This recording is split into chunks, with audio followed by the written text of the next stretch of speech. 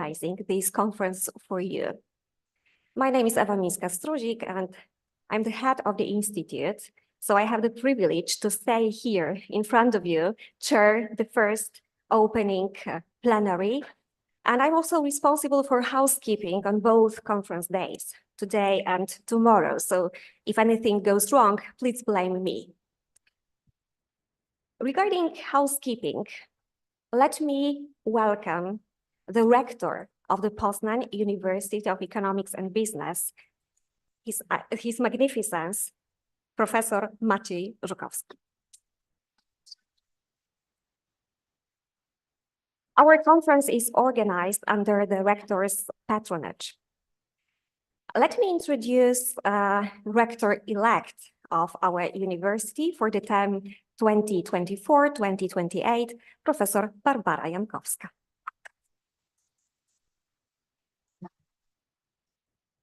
Vice Rector for Research and International Relations, Professor Elżbieta Gołata.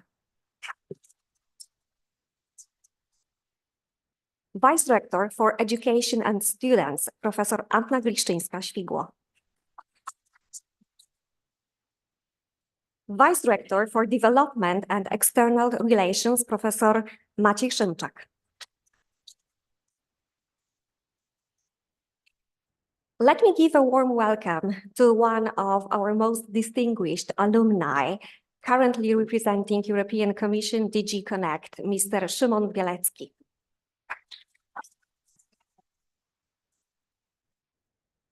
Director of the International Cooperation Bureau of the Marshall Office in the Wielkopolska region, Ms. Anna Markiewicz.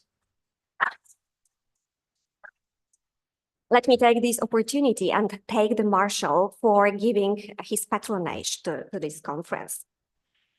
Let me welcome the head of Europe Direct Poznań, the co-organizer of this conference, Ms. Bogumiła Frąckowiak. I'm very happy to announce that our conference received patronage from esteemed scientific associations whose presidents and board members are with us today. Let me welcome the president of the Polish Economic Society, former rector of our university, Professor Marian Gorynia.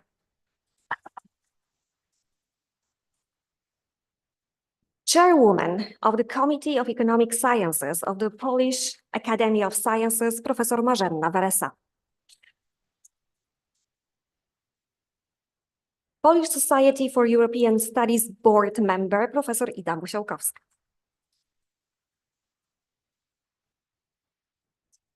President of the Poznań Society for the Advancement of Arts and Sciences, Professor Filip Kaczmarek.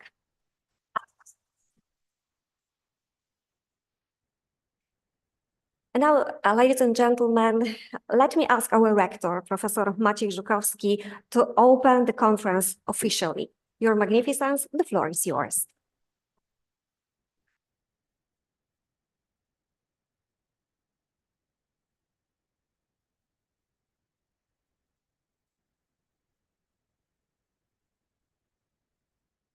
Dzień dobry. Good morning. Ladies and gentlemen, it is an honor and pleasure for me to welcome you all at the Poznań University of Economics and Business. I know that some of you have not visited us so far, so let me give the opportunity to present very, very briefly the university. We are almost 100 years old. The school was established in 1926 as a private business school, College of Commerce, and it developed since then as a public University of Economics and Business with a very strong position in Poland and in Europe. The university has now 7,000 students, approximately 500 academics.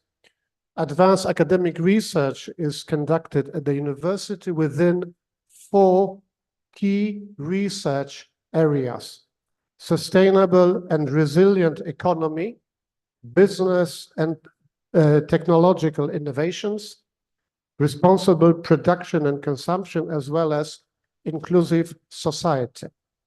We are placed in 6 buildings in the very heart of the city of Poznań, a beautiful, historical, and modern European open city, the 5th largest in Poland. I'd like to thank the organizers of the conference from the Institute of International Business and Economics of our university, headed by Professor Ewa Mińska-Struzik. Of course, all the persons, many persons involved in the organization of the conference. Ladies and gentlemen, Poland has gone in recent 3.5 decades through an extremely successful economic, political, and societal transformation. EU accession, almost exactly 20 years ago, has been a crucial factor in this success. We are meeting today, as Eva mentioned, on the Europe Day. I'd like to stress that we are committed to the EU and that we feel the responsibility for facing the common European and global challenges. In our statute, PUEB statute, we have written down the activities of the university shall contribute to the development of Poland, the European Union, and the community of nations.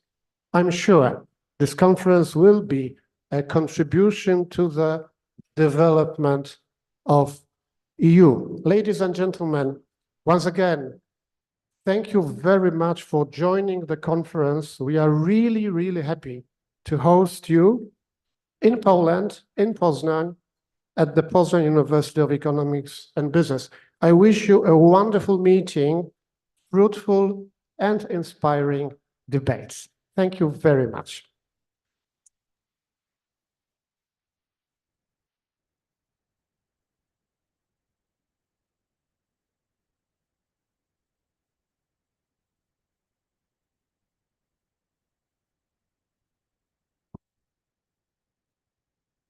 Now it's time for a short address from Mr. Szymon Bielecki, a prominent alumnus of the Poznań University of Economics and Business.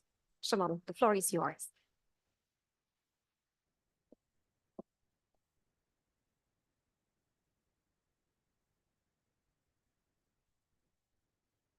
It's magnificence, dear Eva.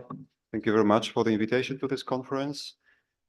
It's quite a spontaneous talk. It's not a speech. It's a very sentimental moment for me because 20 years ago on this day, I was still part of this university. I was part of the early team of Professor Druckmann, who created the chair of European Studies in mid-1990s. And I joined that team in 1998.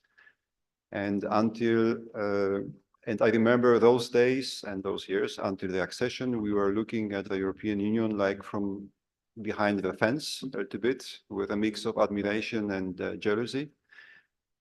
We were talking to our students about something that was still quite abstract, even if so close to us.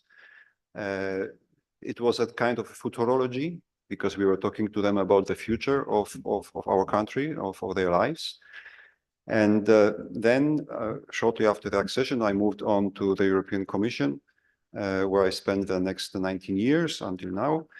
And also there, it was a little bit like working on the future, planning future spending, future programs of the European Union, everything for Europe, also for Poland, of course. But now I'm back after these 2 years to this conference, and I have one thought is that I see that it's not anymore anything abstract, that we are really part of the European Union. Poland is part of the European Union, and the Polish people feel European. There's no more divide, there's no more jealousy, not even admiration, because it's just normal, it's just around us. But the second thought is that I'm so happy to see that this conference now on the 20th anniversary is not looking back. It's not just thinking about how happy we are, what we have achieved. This conference is looking forward, and that's exactly the approach that we have to take, always to look ahead and to see what else we can improve, how we can advance as human beings, as societies, as a continent.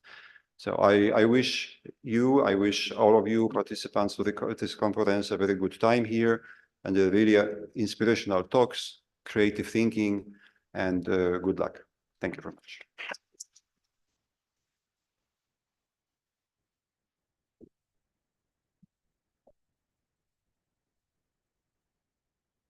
Now I would like to give the floor to Ms. Bogumiła Frąckowiak, the head of Europe Direct Poznań, the co-organizer of this conference.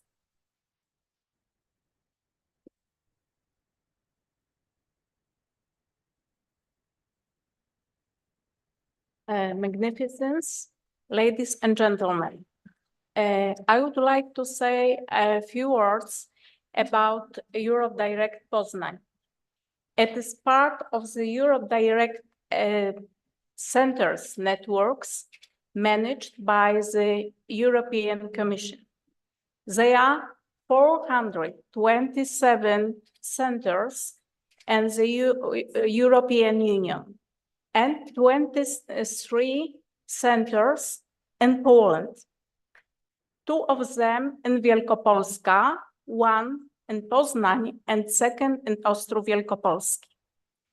Europe Direct Poznań has been operating at the Wielkopolska Chamber of Crafts since 2009.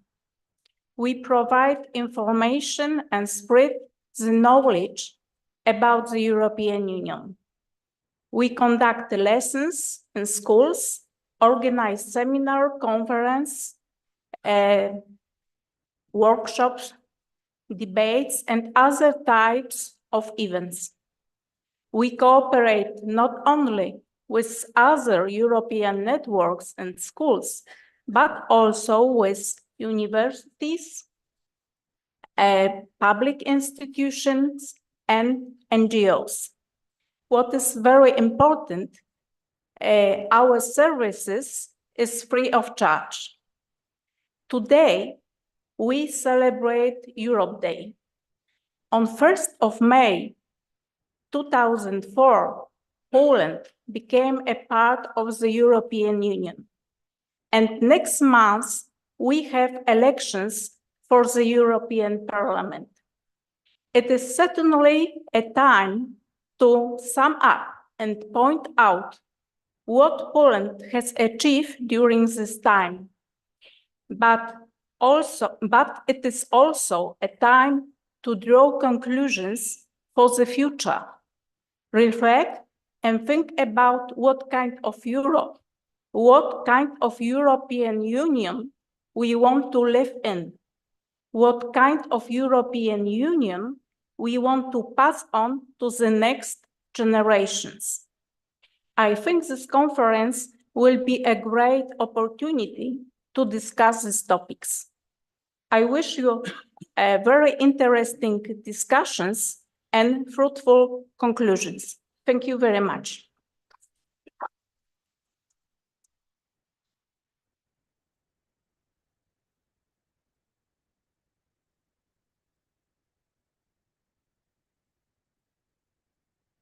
And last but not least, I would like to invite Professor Ida Musiałkowska, the head of the Department of European Studies, in charge of the Transform EU Jean Monnet Center of Excellence, which inspired the idea of this conference and supported the organization of this event. Ida, the floor is yours.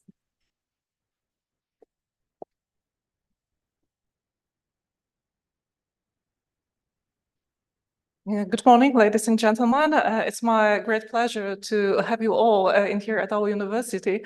And I'm also very proud that we are meeting on the Europe Day. This conference is a part of our Jean Monnet Center of Excellence called the same, Resilient and Transforming Europe. And we aim to promote excellence in research, teaching related to three main areas that are part of the project, which is twin transition, green and digital transition, resilient society, and the role of the EU in the world. I think that all the parts, the work packages, as we call it in more jargon, are interconnected. But today we are just having this opportunity to contribute to the discussion among researchers coming from different countries, from different universities. We are just involving our students, our graduates, and this is also a platform that the Center of Excellence is serving for. So we are very proud that we have this conference today. And what is more, we have also interconnections at our university. At the project, we are cooperating with different departments. It's not only Department of European Studies, but also Information Technology, who are supporting us with other expertise in the field. And this conference is the third event. We started in 2023. We have 3 years co-funded Erasmus Plus project. And this event, as I mentioned, is the third one in the row. We started with a seminar on green and digital transition that was in a hybrid way. It was organized in January, and we had a lecture for students related to the issues of sustainability and fair trade. And today we are covering different aspects of resilience, sustainability, innovation, competitiveness, and we are just going to talk and discuss the most important issues Europe is facing right now. We are just also in this wave of events related to the 20th anniversary of the membership of Poland in the EU. So we have a lot to say. We have some experiences that we'd like to share today and tomorrow during the conference. And what is more, we have also the 5th anniversary of the Institute of Business and Economics as our university festivity, I would say. So I'd like to welcome you again in Poznań, and I hope that you will enjoy the conference, and that we will be in touch with regards to our further activities, events under the project. You can also follow us on social media. We are very active. So if you have any questions, if you'd like to establish cooperation, collaboration, we are open to do so, because we are just open as the Department of European Studies and the Institute as such, because we are dealing with international economics and business. Thank you.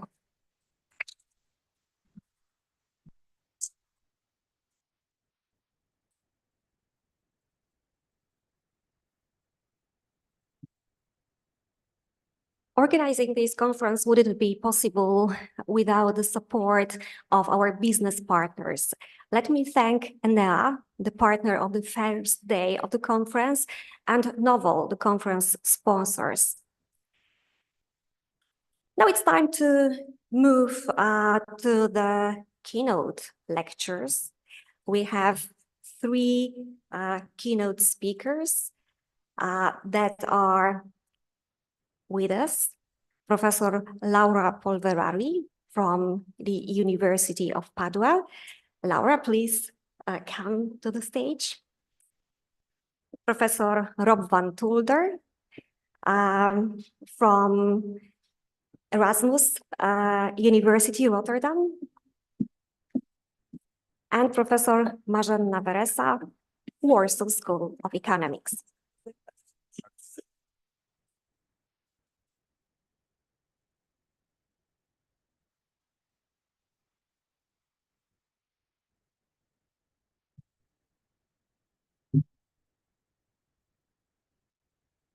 I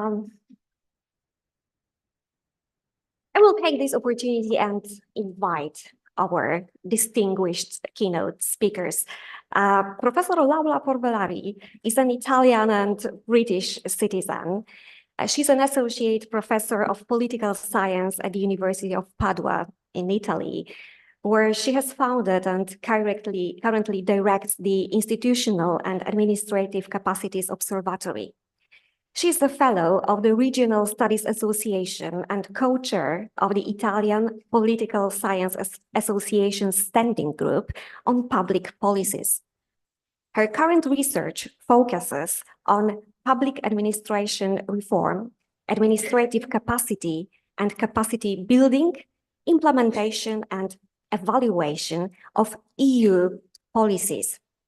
Professor Laura Polverari has prepared a lecture on the European Union in the age of term crisis, opportunities, lessons learned, and prospects.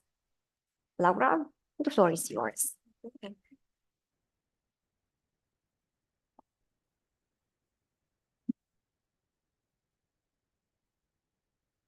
Morning, everyone. Dzień dobry. Thank you for hosting me here. It's a real pleasure. I don't know if you can see me. I'm not as tall as others here, but I can see you. That's good. So, well, first of all, I just wanted to start by saying that it's really a pleasure to be here and to celebrate Europe Day, to celebrate 20 years of accession.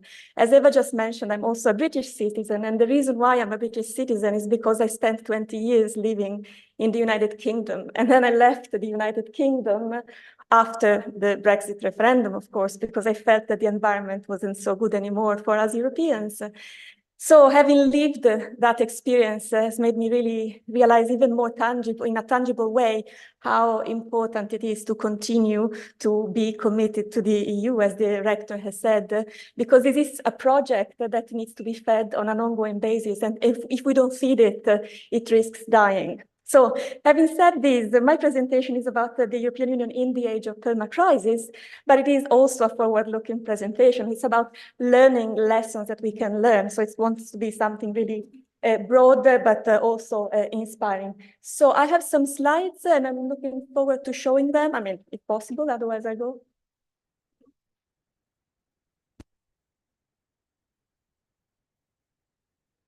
Oh, yes, there we go. Yes, so what I've tried to do is rather to do a proper fully fledged lecture, since we have about 15-20 minutes, I've tried to take stock of some ongoing and current and recent work that I've been producing with colleagues from other institutions and from other countries as well.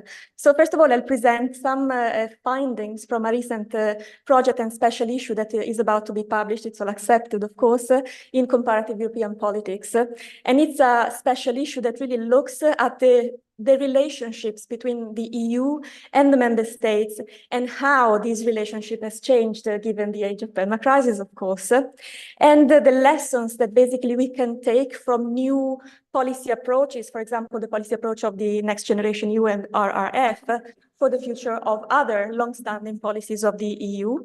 I will also take stock of some work on the European Health Union, which I've been doing with colleagues also from the medicine and other disciplines, and work on smart specialization. So as I was saying, I will draw some general conclusions. And the idea to start with is that, of course, the COVID pandemic, especially now also, unfortunately, the aggression of Russia against Ukraine, have led to innovation in the way that the EU works. Important innovations. First of all, there has been sort of a new and more Europeanization in certain policy areas, and I'm talking particularly on healthcare. There have been new policy approaches. There's been a breaking of old paradigms. As you will remember, in 2008 and following the economic crisis, the paradigm was austerity. With COVID-19, this paradigm really was changed. So there was a positive response. There was an expansionary response. And then there has been a change in terms of the modus operandi of the European Union. So my questions here today for you and for us are, have we learned anything from past crises? Have we learned anything from the COVID-19 pandemic and from what's going on at the moment? And also now that, for example, we are already quite advanced in the implementation of the RRF and the Next Generation EU, can we draw new lessons for the futures? And I think that one lesson that we can already draw is that, of course, crises are opportunities. They are opportunities because they force us to think differently, to act differently, but we need to be also taking stock of the lessons learned. And that's why I put Cicero in this slide, because he's the one who said that we need to learn and we should learn from history. But why am I talking about crisis so much? Because, of course, it's not a positive thing to talk about crisis. Well, I've asked this to my students in one of my lectures, and I said, well, if you were to identify the 5 most urgent and important threats to the world, what would you think of? And then I asked them, what would you think of in terms of the 5 most urgent crises and threats that affect actually yourself as a person, as a student, as a young person who has a future in the next stages, hopefully, of the EU? What would you answer? So think for yourself as well. What would you identify as the 5 main threats? The point here is that basically my students and generally I think yourselves as well came out with a lot of threats. So there's a lot of things that actually they fear and that we all fear, I think, given the current geopolitical situation as well.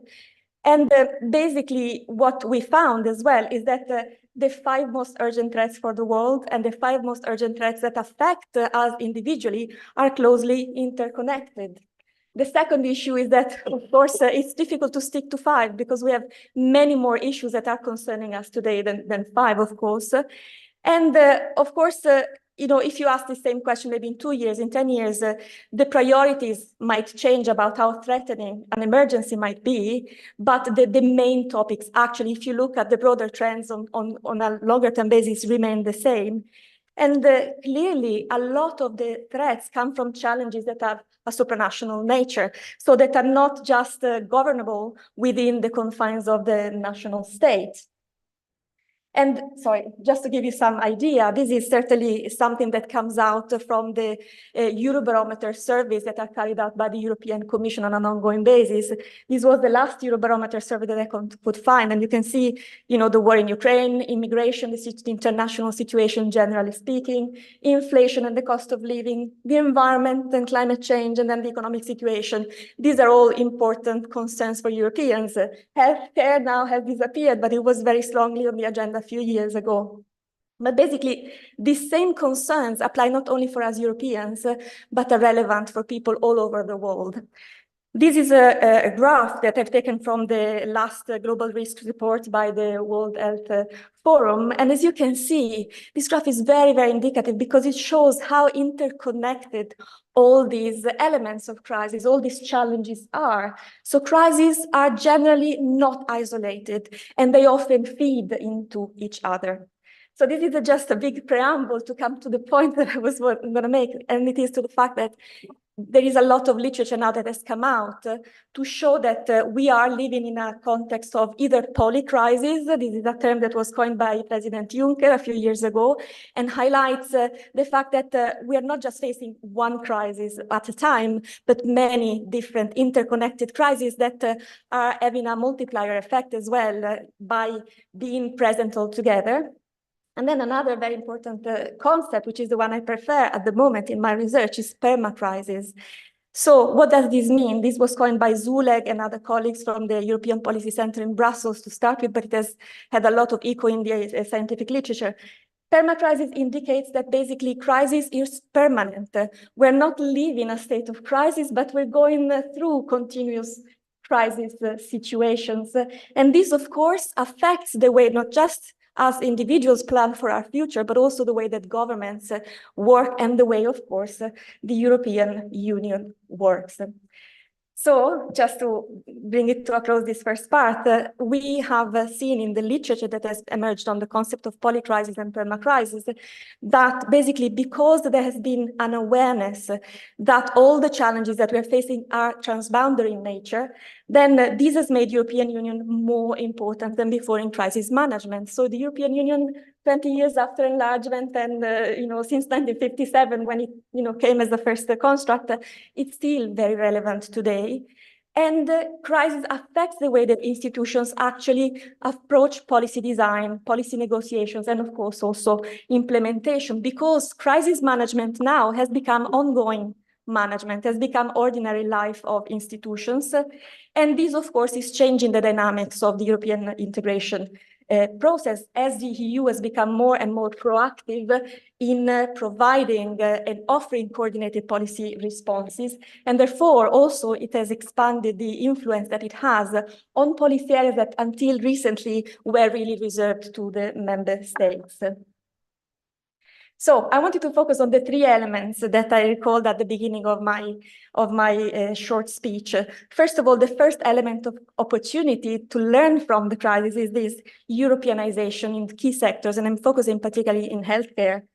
What we know clearly is that the European Union has only, according to the treaty, a supporting role with regards to healthcare.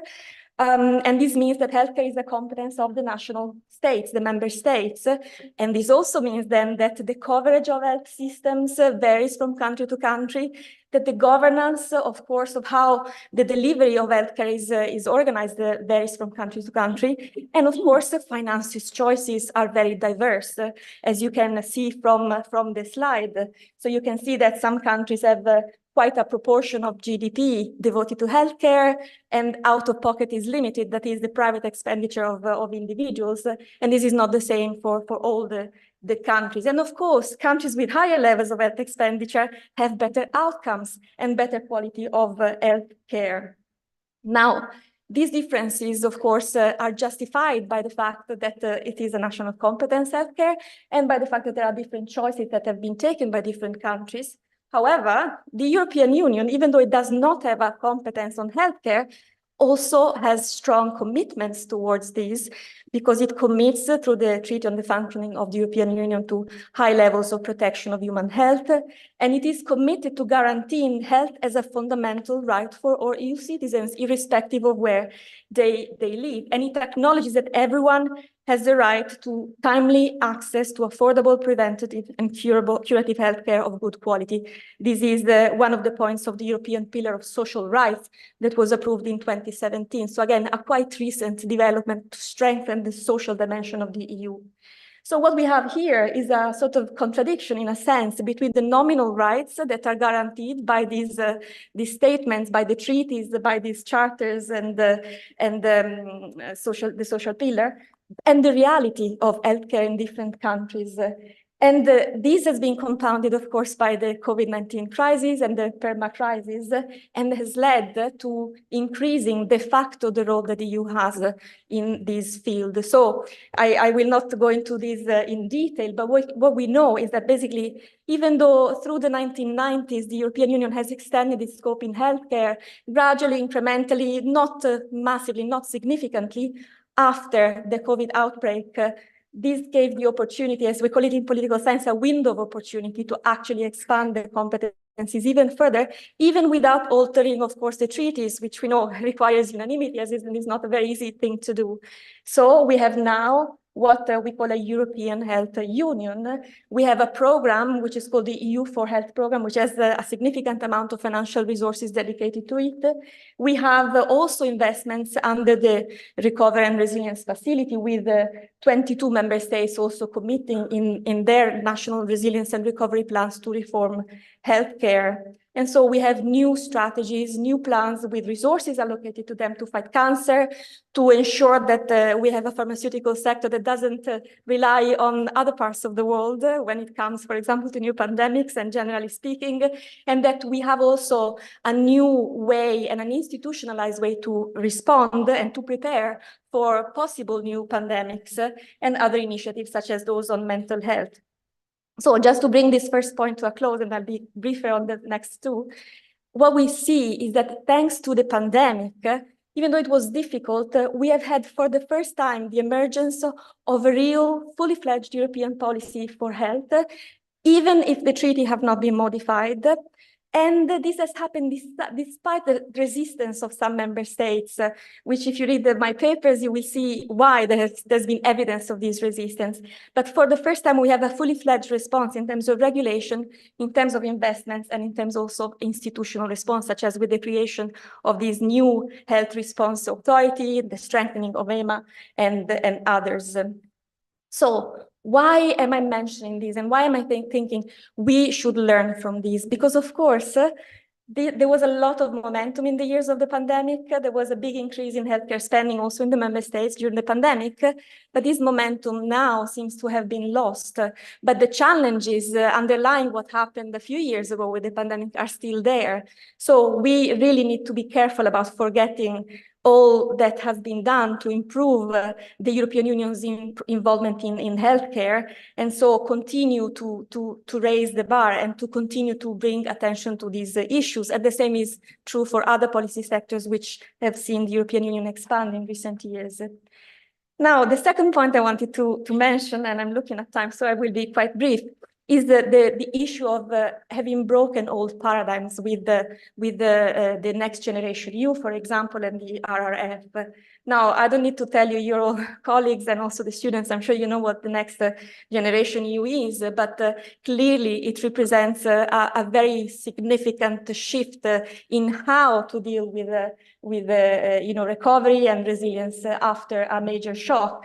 This is a graph which I've taken from a report by the European Parliamentary Research Service, and basically it shows that the financial allocations of this new extra plan that was approved to deal with the consequences of COVID-19 almost doubles what the European Union actually funds to investments and for the member states. So this is a massive change if we compare this response to the responses that we had in 2008 with the austerity plans imposed on countries like Greece, for example. So what we know certainly is that, and there's a lot of scientific evidence on that, that there has been inter-crisis learning, as it been called. Now, the Next Generation EU, and in particular the RRF, are important not only because there's this new paradigm which is beyond austerity, and many people saw in it a return to neo-Keynesianism, which in fact hasn't happened if you look at what happened in the last year or so. But there was a lot of novelty in terms of the methods. So there was innovation, for example, in terms of how the money is disbursed to the member states, but also innovation in terms of giving more ownership to the member states in deciding how to spend the money and what milestones and targets to set out, and how basically to organize the governance for the delivery of these milestones and targets, of these goals basically associated to the RRF and described in the recovery and resilience plans of each country. However, again, now we're talking about what to do next for the next programming period, and it is unlikely that there will be a new institutionalization of a similar plan to the Next Generation EU. Of course, the crisis mostly is over, so we need to go into the framework of the ordinary multi-annual financial framework system. And there's already some views about learning from the implementation of the RRF, for example, with regards to introducing these new payment by result systems, that it is called also in the ordinary policies and long-standing policies of the EU.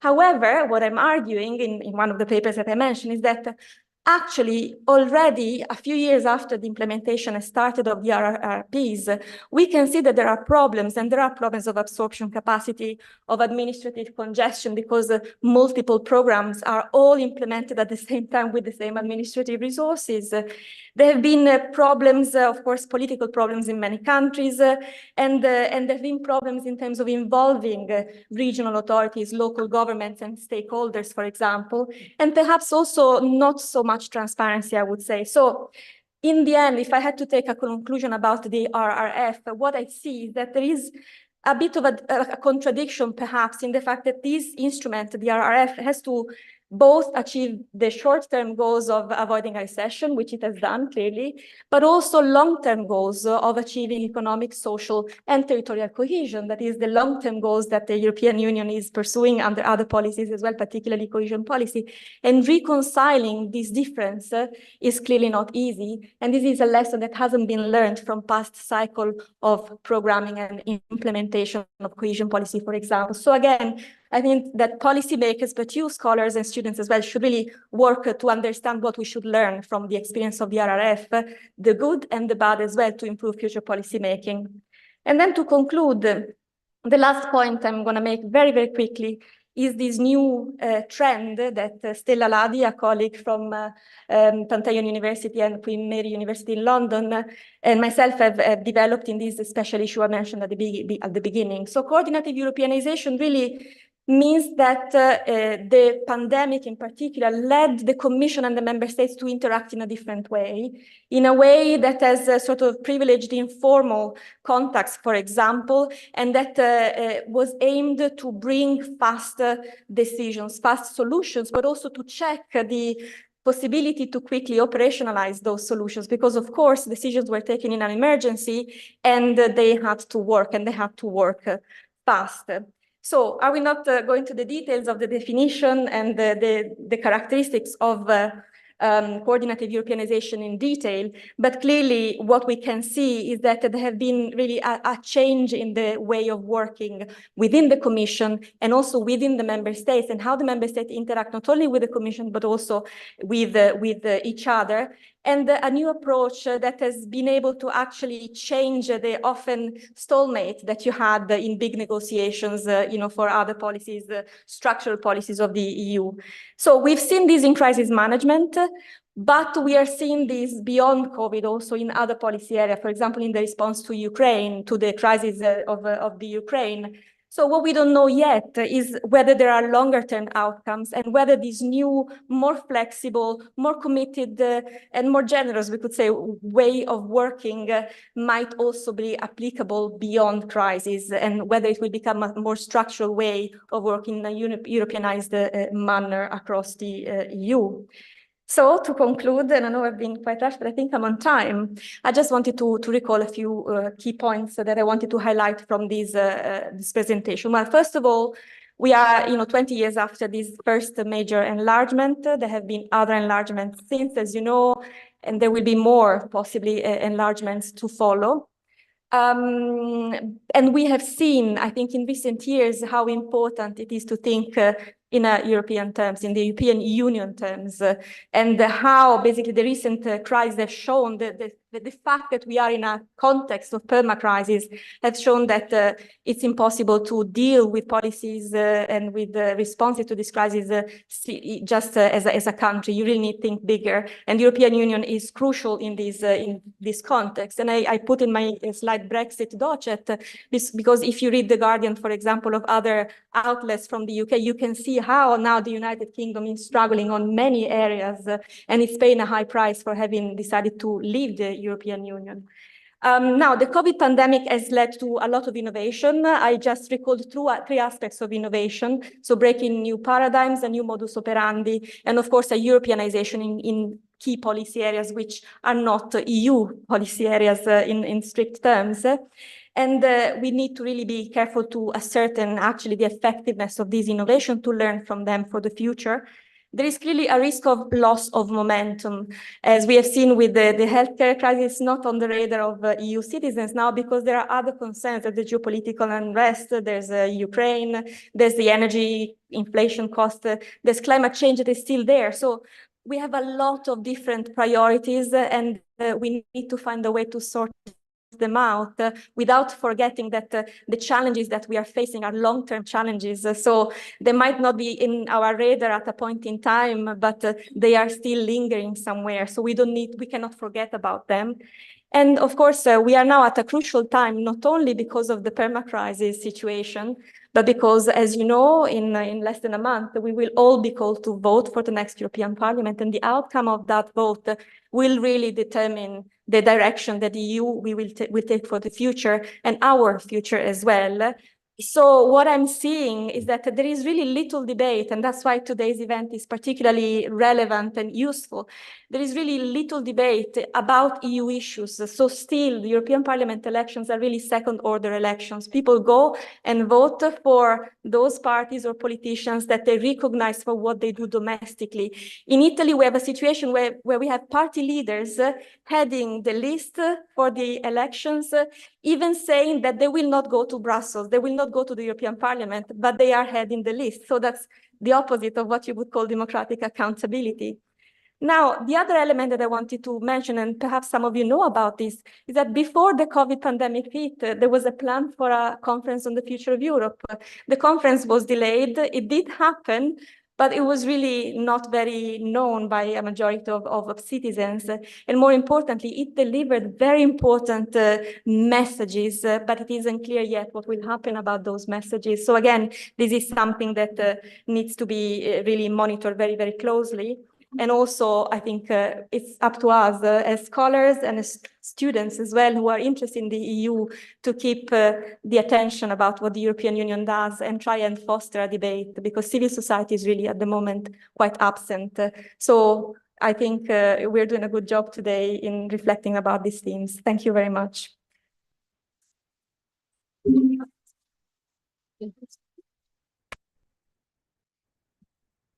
Thank you, Laura, for insightful lecture. I'm sure we all have thoughts and comments, and there will be room for asking questions and sharing your thoughts and comments afterwards. All three key note speeches are interrelated, so we will move discussion as the next point, as the last point of our session. Now let me ask Professor Rob van Tulder a short introduction. Rob van Tulder is Emeritus Full Professor of International Business Society Management and Rotterdam School of Management of Erasmus University, Rotterdam.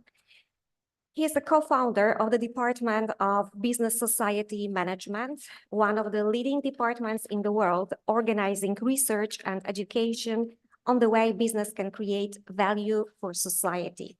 He advises international organizations, governments, multinational enterprises, and international NGOs on sustainability and strategy issues.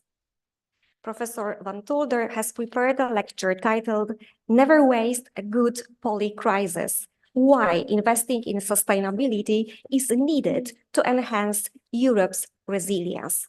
Professor van Tulder, the floor is yours.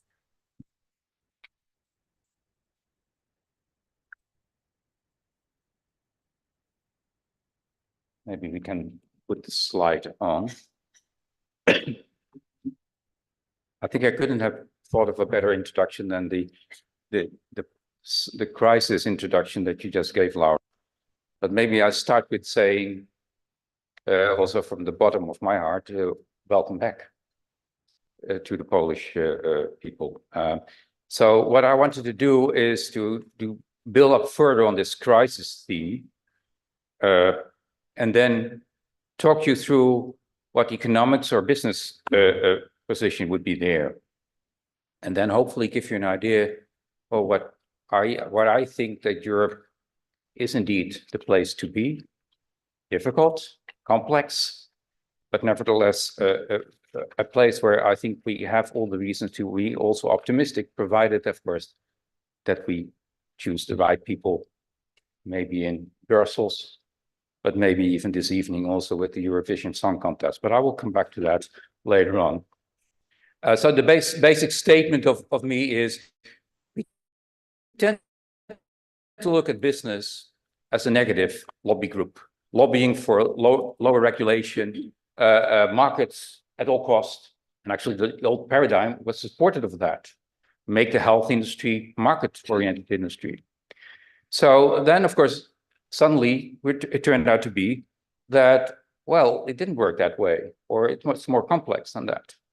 And we can have long conversation on this, but for the moment, I stick to this statement, basically saying, well, facing a cascade of crises, and I will explain that in a second, should we then be positive or negative about business strategies and how to deal with that? And so how can we also, as economics and business faculties, work with them without, of course, being overly optimistic?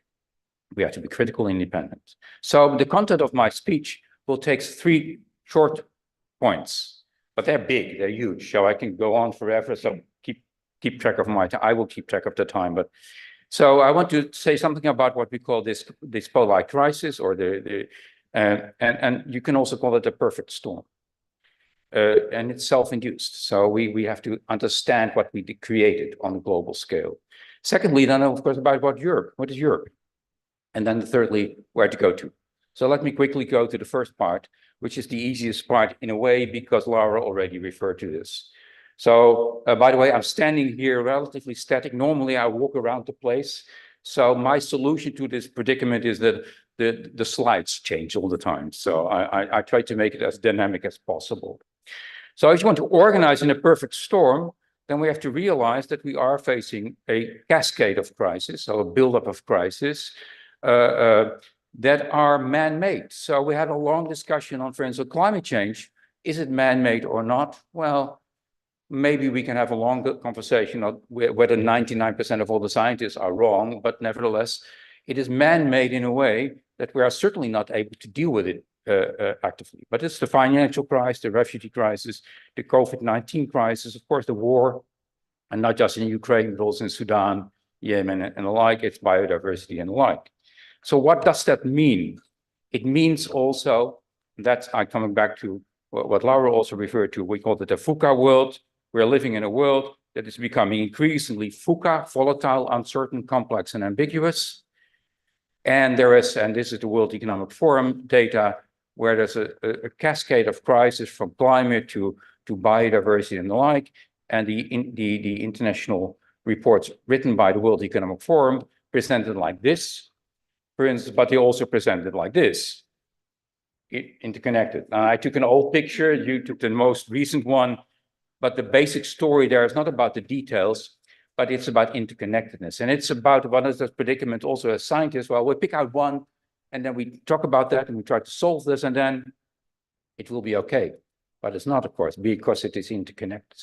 So one way or another, we have to figure out what the complexity of the system looks like. So for instance, we know that my students, and I think many people around the world, think the climate crisis is the most important crisis.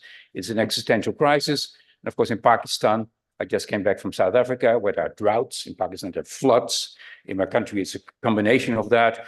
But actually, the cost of living crisis is the much more immediate crisis. And people that are poor, to be a little bit more sort of specific, they don't care about climate, they care about living.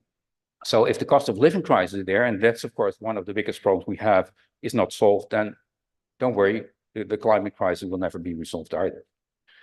So now we're coming back to my area of expertise, international business.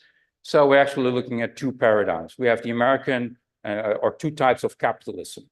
Because after globalization in 1995, was created by the World Trade Organization, and then we saw one type of capitalism, free trade. Well, actually not. So simplifying this a little bit, we have liberal capitalism and we have state capitalism. So on the one hand, liberal capitalism, call it the American hegemony, that also created the world trade system. And then, of course, with the new entrants, and I'm not talking about Poland, but I'll talk about new entrants, China, Russia, Saudi Arabia, became World Trade Organization member after 1995, China into 2001, Russia even much later, and they created a different type, called it state capitalism. And it, of course, it created tensions. And it created part of the financial crisis. It created the American First versus the Belt and Road Initiative. All these kind of opportunities, on the one hand, seeking initiatives, but on the other hand, responses to the increasing tension between the two types of capitalism created then what we might call the perfect storm. And I'm simplifying, for a long story, wrote big books about that. By the way, one of them is announced outside. You can have a look at this, and I will come back to that at the end of my speech. So with that comes tensions, come companies, business models, come all sorts of ideas that, oh, we should go for Tencent or for Amazon or whatever. And I think everybody here in the room is aware that many of these business models have flaws. Why? So Amazon, why? Well, if people don't earn a living wage, if they work for the distribution center of Amazon, maybe here also in Poland, that puts a pressure also on the social contract in the country that you say everybody has to have a decent work and a decent wage. And of course, with the TikToks of this world, we said, well, maybe something about security. So luckily, of course, there's a third option. And I consider the European experiment, the European experience there. And of course, because if you look at these scales and then you are somewhere in the middle, it's blurred. is difficult. So this is the challenge that I face also in my presentation, but also in the research that we're doing. How are we going to assess the dynamics of those companies, and what are the conditions under which those companies can thrive? And probably not American style or Chinese style, somewhere in between. And we know that because what is at stake at the moment is an increasingly fragile world economy, fragile value chains. There's even a new term called zombie companies. According to American Bank assessment, 1/5 of European companies are so-called zombie companies, meaning as soon as there is a crisis, they will fall over. Of course, then we go to rescue. That creates all sorts of other perverse incentives. And it's increasingly assessed by companies. This is not in our interest. So I cannot do business in a system that fails. For instance, these are statements of corporates. They're platforms, but NGOs, governments, they say we need to do something also. We feel the pressure from everywhere to change. We need to change, and inaction is not an option. These are all quotes of business representatives, not of politicians, actually. So then we say, okay, we have this, how to deal with that? And then I call this, and it's the second metaphor I use, a jungle of initiatives. So there's a world of initiative of more than 450 labels on eco, on sustainability, roundtables and the like, all sorts of coalitions, and of course, regulation on a global scale, COP27 and the like. This is the global statement. And then we say, well, we can look at this in two ways. We can look at what we call the stress do no harm route, so the race to the bottom. And that you see a lot of international initiatives there on the picture. We list them all, by the way. And they do what they call due diligence. And they say, do no harm. And hopefully, on the basis of that, we will then limit the race to the bottom in taxation, in labor regulation, in environmental regulation, and the like. And Laura referred to this, maybe you don't realize that, to the PEMA crisis, because it's about what you might call the fatigue for all these negative frames. There's even a word for that. It's called the apocalypse fatigue. Apocalypse fatigue is the idea is that if we would stress the fact that we're all going to die, or there's a big crisis going on, and then of course we will act upon this. And that's not true. It doesn't work, not even for ourselves. So this is one of the things that we have to face. And that's of course where the positive route or the do good route comes into play, stressing the opportunities that are there if you make the change. So we are struggling with the balancing act of this. And that's one of the reasons, and I'm finalizing also my first part of the speech, where I'm a fan of the Sustainable Development Goals, because they basically says we have to deal with the negative story, but seize the opportunities. And it has been supported by 93% of all the big multinational enterprises in the world, or NGOs, all the governments, by the way, including the Polish government. Why? There's calculation. It's a $12 trillion investment opportunity. If you invest in the energy transition, there are new markets to be gained. Anyway, and by the way, we call that stranded assets. If you stick to the same old paradigms, you will be penalized in the medium run. So that's my first part. And of course, when we talk about the Sustainable Development Goals, we know where we are. Actually, we know that we are seriously off track. So it's not going the right direction. So there are now more than 500 million people in poverty, in extreme poverty. And according to some statistics, for instance, if you go into gender equality, I'm not going into the details of the Sustainable Development Goals, but they have social, economic, institutional, and ecological ambitions there.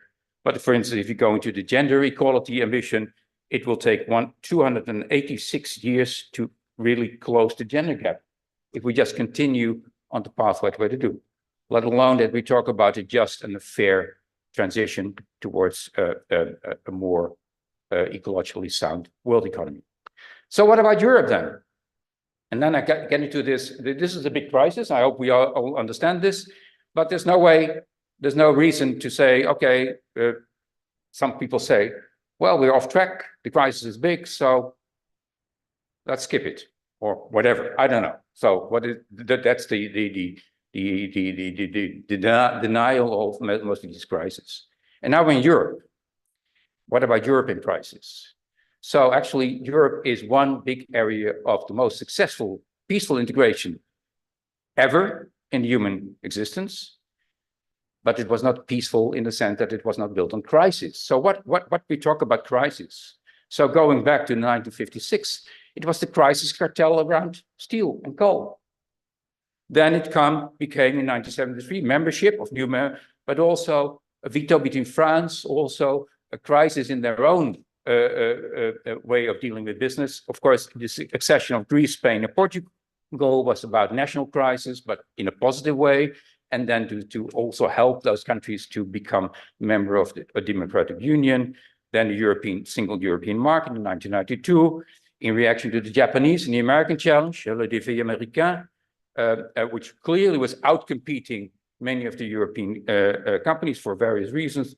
Austria, Sweden, Finland, etc. So you can see it's not a simple thing. It's a dynamic integration process that struggled actually in many crises from one time to another, like the monetary union, and of course in 2004 the new entrants, including Poland.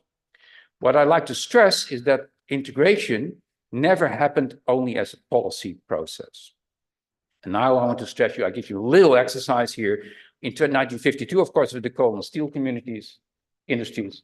But after that, it was what I call the success of the European Roundtable of Industrialists. Have you ever heard of that group? I hope so. Because in 1983, it was founded, and I can show you the picture, by Gyllenhammar of Volvo, Sweden, not a member of the European Union, Philips, BASF, etc. And they all thought, hey, I cannot do business in a system that fails, but then with no trade integration, or where these countries are too fragmented. And we have to fight with the Japanese and the Americans. So they started to say, and I'm going back to the original picture, okay, let's talk about the integration. And there was this famous document called 1990 of Philips Wissel-Dekker, say, the internal market. Of course, policy in European context goes a bit slower. So the industrialists wanted to have 1990 as an internal market. It became 1992. Well, so this is how it works. And then you can see in every stage of the crisis or the transition phases, the European Roundtable of Industrialists made statements on integration, on the European Monetary Union, what was an invention of the Roundtable of Industrialists, of Eurozone, etc., etc. How could they do that? Not because they said, this is our lobby, we want to have only markets and whatever, because they also went into social policies, development aid, pensions, and the like. So they created a vision of what a European Union could look like. And they were representative of different industries. So of course, you can criticize them for many other things, but I think you have to realize that a large part of the European integration has been very much supported by front-runner companies that saw this as a common interest to support this process, and they were extremely influential, at least until 2004. What I can say also, that after 2004, of course, the history didn't change that much. We are facing major crises. And you see the financial crisis, of course, the Brexit and the Corona crisis. And what you can see also, there's a clear dip. But you can also see the new entrants, so meaning you did better during those crises, partly also because of the euro effect that was there. In each of those stages, the European Union came up with new regulation, new paradigms, stress tests, for instance, on the financial sector, European medicine coordination also, which is a requirement also for a thriving health financial sector as well. And they were designed partly also by those companies. And of course, if you are very critical about companies, you said they shouldn't do that. In a way, in my speech, I keep it simple. I say I was happy that they did it because that created a lot of pressure also on governments to really do the right thing. Are we there? Well, the European Union is clearly on top of this SDG agenda because we didn't go for financial integration only or trade integration. What we did to is sustainable integration. Actually, if you look at the latest Sustainable Development Report, Europe is on top on almost all rankings. So the first countries in the world that have a balanced economy with all the problems there, with social fairness, with a thriving economic sector, etc., are the European countries. including many of the new entrants. US is trailing behind, Brazil further, China is even further than that. So in a way, this is the region to be. And actually, if you look at the most successful stories about the last couple of years of including the Sustainable Development Goals, you can see Denmark on top, but then the Czech Republic, Estonia, Latvia, Slovak Republic, all new entries. By the way, Poland in that region has been, of course, the most successful new entrant in the last 20 years with growth figures that are bigger than any of the other countries. And you look at the trailing behind countries, and you see there's something there. It's not only economic, it's social, it's ecological. And fortunately, the Sustainable Development Goals help us to document this. Oh yeah, and this is Poland. Just for your information, you can download it. You can see there are some problems. The red points are about food, about life below water, fishery, and the like. But the sort of in between is something that I would like to draw your attention to. That's SDG 8. It's about decent work and economic growth, which in a way, if you prioritize the SDG agenda, I think it's a very important indication also whether you are on the right track. Decent work and economic growth are directly correlated. Just to give you an idea, this is a graph where there are only 19 countries in the world that have living wage, or no, minimum wage that is above the living wage standard, so meaning the legally required minimum wage in a country is making sure that people earn a decent income and have a decent life. 19 countries. And there are directly correlation between the economic welfare of the whole country. So I cannot tell you more, but this is economic research that we do. Everybody say, well, that's this macroeconomic thinking. You have to grow first in order then to distribute it to the rest of the economy, the trickle-down theory. But in practice, it's actually the other way around. And that is important because it is also one of those positive stories that I can tell you about Poland. Because of the 100, or let's say 97 countries in the world, there are only 19 that have a minimum wage that is above the living wage, and one of them is Poland. And I know that many business people would say, this is difficult, we cannot afford this, we really have a problem and we cannot compete. But actually competing with the other European countries mean you compete with more or less the same.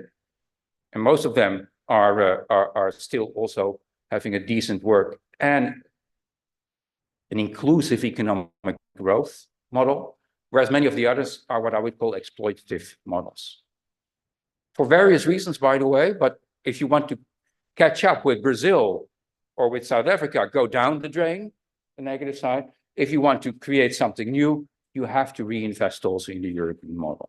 So, of course, is there no problem? Of course. This is the latest report on Enrico Letta from Italy, basically says it's more than a market. We have insufficient integration. We still have fragmented markets, energy, telecommunication. Europe is becoming too small, also in terms of integration. The choices then are about to a fair, green, and a digital transition, enlargement, and security. These are the topics, and you can find it everywhere. And I think you refer to some of these plans as well, Laura. So let me quickly also, in the last 5 minutes, go to my third point, because then people say, and I'm a business professor, well, it's not going the right way.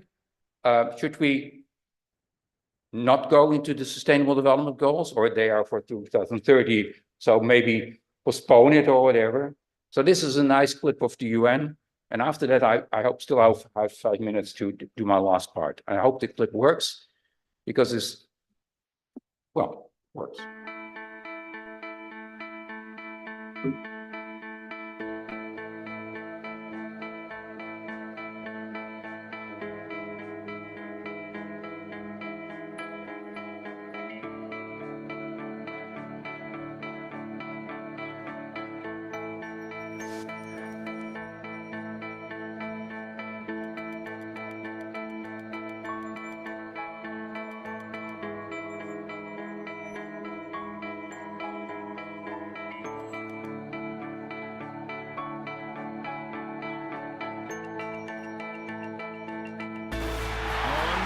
Gavin got away brilliantly. He's ahead of the field, and Usain Bolt has stopped. Usain Bolt has stopped at the 50-meter line. Oh, that is a pity.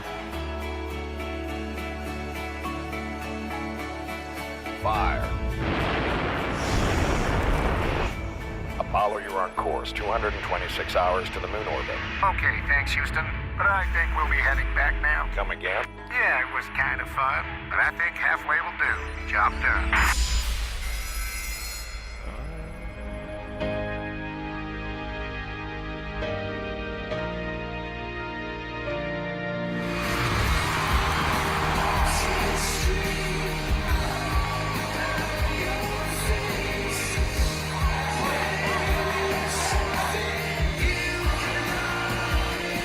Stop!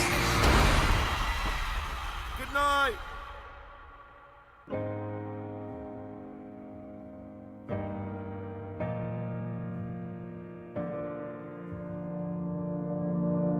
Usain Bolt storming through, and he takes it again! Brilliant! Brilliant! That's one small step for man, one giant leap for mankind.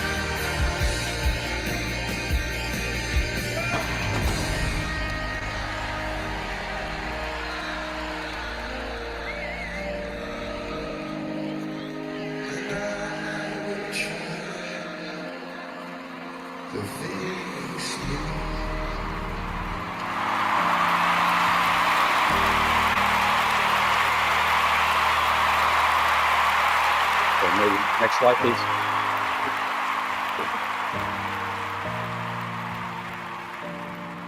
Okay. Get out of, yes, please. Thank you. If it doesn't work. Could you get to the next slide, please?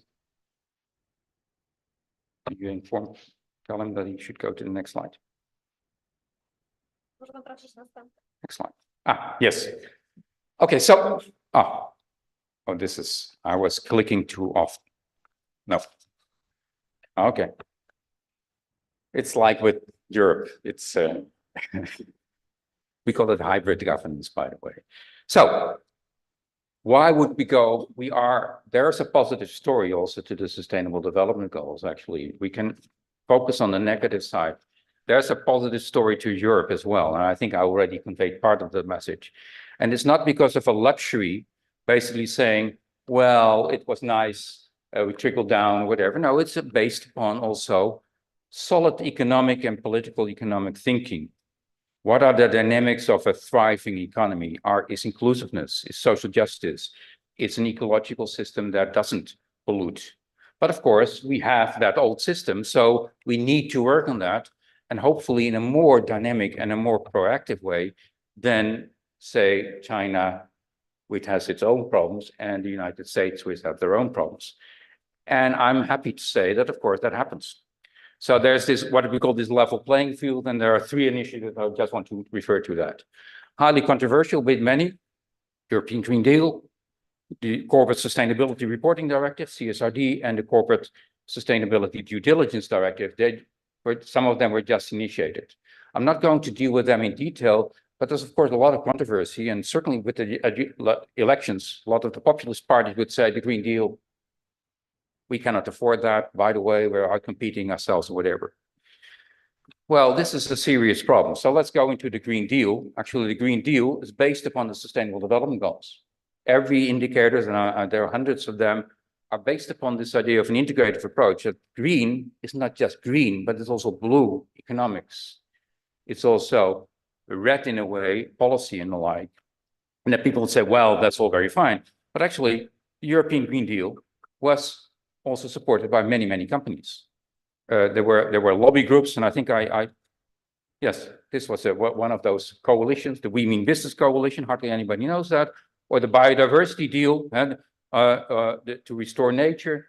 There are coalitions of big companies that says it's in it. So there is proactive idea, and they don't do that for philanthropic reasons or to have just a good PR campaign, but actually because we know, and I'm a business professor, so there are business models, investment models, and you cannot reap a positive return on investment if you don't invest in this. Then, of course, the question is not that you shouldn't do that, but how, at what pace? So what is the return on investment time? How to organize that system in a way that companies are not penalized for investing and then taking an advantage of this, by then being outcompeted by new entrants coming from everywhere else. So what do you see? You see that the CSRD, for instance, which applies to 50,000 plus companies in Europe, talks about what is called double materiality. You have to talk about what is your contribution to society. So that's one. I really like that because we now go out of the negative duty approach into the positive duty approach. Of course, financial sustainable means you have to organize it, not as a philanthropy, but as a core business. But there's an interesting part of this regulation. It also says other companies, the 50,000 plus, are not just European companies, they're also Chinese, American, and others. They have to abide to the same rules. And now we get something that I think Europe has been sort of pioneering over the last 10 years, also in terms of privacy regulation, but now in terms of more competitiveness issues, like how can we make green, social, sustainable, and competitive by making sure that the region cannot be outcompeted by other regions that then ruin the regulation. So the competition law is important. The industrial law, the regional investments are important. And that's, of course, where Europe is working on. And for instance, CSDD, which is much more stricter also on your international value chain. These are the coalitions that says we want to do more. It applies, by the way, the European Corporate Sustainable Development, DDD, the Due Diligence Directive, has been limited, by the way, under pressure, also of companies, by the way, so it's not a perfect story. But these are the companies that wanted to have it. And now it applies to 13,000 European companies, but also to almost 5,000 non-European companies. Again, the effect will be immense. So just to give you one idea, I'm the chair of an organization called Wage Indicator Foundation. So I refer to SDG 8, decent work and economic growth, as one of the core issues also of this whole new way of thinking about sustainable development. A week ago, we launched an open access database on living wage on a global scale that will create a level playing field for anyone that wants to pay a living wage in their own company and the supply chain, supported by Polish companies, by the way, also, but also supported by big companies like Unilever, IKEA, and the like, because they say if we want to progress, we should also make that available. So finally, what about the ERT? I just said about the ERT. Now what the ERT? They are now the European Roundtable for Industry. I don't know why they changed the name, but maybe you have an idea. So what they say basically, we need industrial competitiveness facing existential crisis. What did they do in that 2020 report? No, 22, sorry. Green Deal, support trade, internal, and get out of fragmentation. Competitiveness, climate, leadership. So again, it's not philanthropy. It's important that you realize that. It also means that all these people, these are the representatives of the roundtable, individual industrialists. By the way, no Polish representative, please, because I think this is one of those platforms that have been supporting European integration and that will be supporting European integration also under the right conditions. So wrapping up this all, referring now to this book that we just wrote also on sustainable business models. There's a flyer over there. And tomorrow in the roundtable with industrialists, we will going to talk much more in detail. But just to give you an idea, the basic story is if we want to look at this, we have to go beyond what is called ESG. So box ticking on some of these sustainability issues to strategize, and then you have a number of steps to make. And I just give you the summary of the table of content of this third part of the book. Never waste a good crisis. Create a proactive value proposition that involves other stakeholders as well. Use your force because you're powerful for positive societal change. Manage it well, so be a professional company. So overcome internal barriers. We know by now, by the way, that many of the big companies don't have a problem in thinking that they need to do it, but to organize it internally. And you see all those hybrid governance problems of companies. They need also regulation. Actually, I talk to business leaders that say, we want regulation. That's why they lobby also for regulation and a level playing field, which makes it easier for them to create the internal change. And of course, if you want to do it, you have to partner with others. Anyway, so for me, that has always been a very positive story, but it also has been a sort of, an assignment to business schools and economic faculties. Because if we cannot link up to this kind of policies and ambitions of companies, what are we doing? Are we still using case studies of 20 years ago of Nike or whatever, which look nice in a class, but nevertheless are not even relevant for European companies? So this for me would be the change. And the only thing I can do also from my own institute to say, okay, we have an offer. We develop tools and books and all sort of other stuff, open access. This is another one. This is my little PR talk, of course, with websites and all sorts of stuff. But it's there. But then people say, well, it's there, so give me the 3 points to do it. And I said, no, there are no 3 points. There are 100 points. But it's also something you have to implement yourself, because there's an entrepreneurial part of this. There are 10,000 different ways to deal with this, the positive change. Within the European Union, there are bigger opportunities, but challenges as well. So make use of that. And hopefully we as business schools, and of course, and the economic faculties can help you do that. That also means we cannot just be in isolated on a platform standing people telling you what to do, but actually we have to engage in action research. And that's why I consider that an open invitation. And maybe, yeah, my final slide.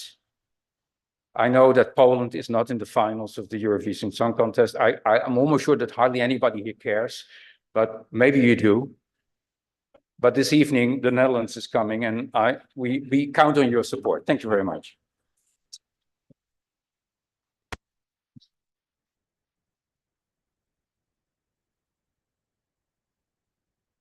Thank you, Rob. I must say that while organizing this conference, we also made some steps towards sustainability. I will talk about it later, and I promise we won't stop halfway. Now it's time for the third keynote lecture delivered by Professor Marzena Weresa, who is a full professor of economics at the Warsaw School of Economics. She's a director of the World Economy Research Institute. Her research and academic teaching focus on international economics, in particular issues related to FDI, technology transfer, innovation, and competitiveness. She has carried out many advisory projects for enterprises and governmental organizations in internationalization strategies, R&D, and innovation. She was a member of the high-level economic policy expert group advising the European Commission on research and innovation policies and how to turn them into growth. Professor Weresa will deliver the lecture titled Digitalization and Sustainability as New Areas of Research on Competitiveness, that will probably sum up many thoughts raised earlier. Thank you.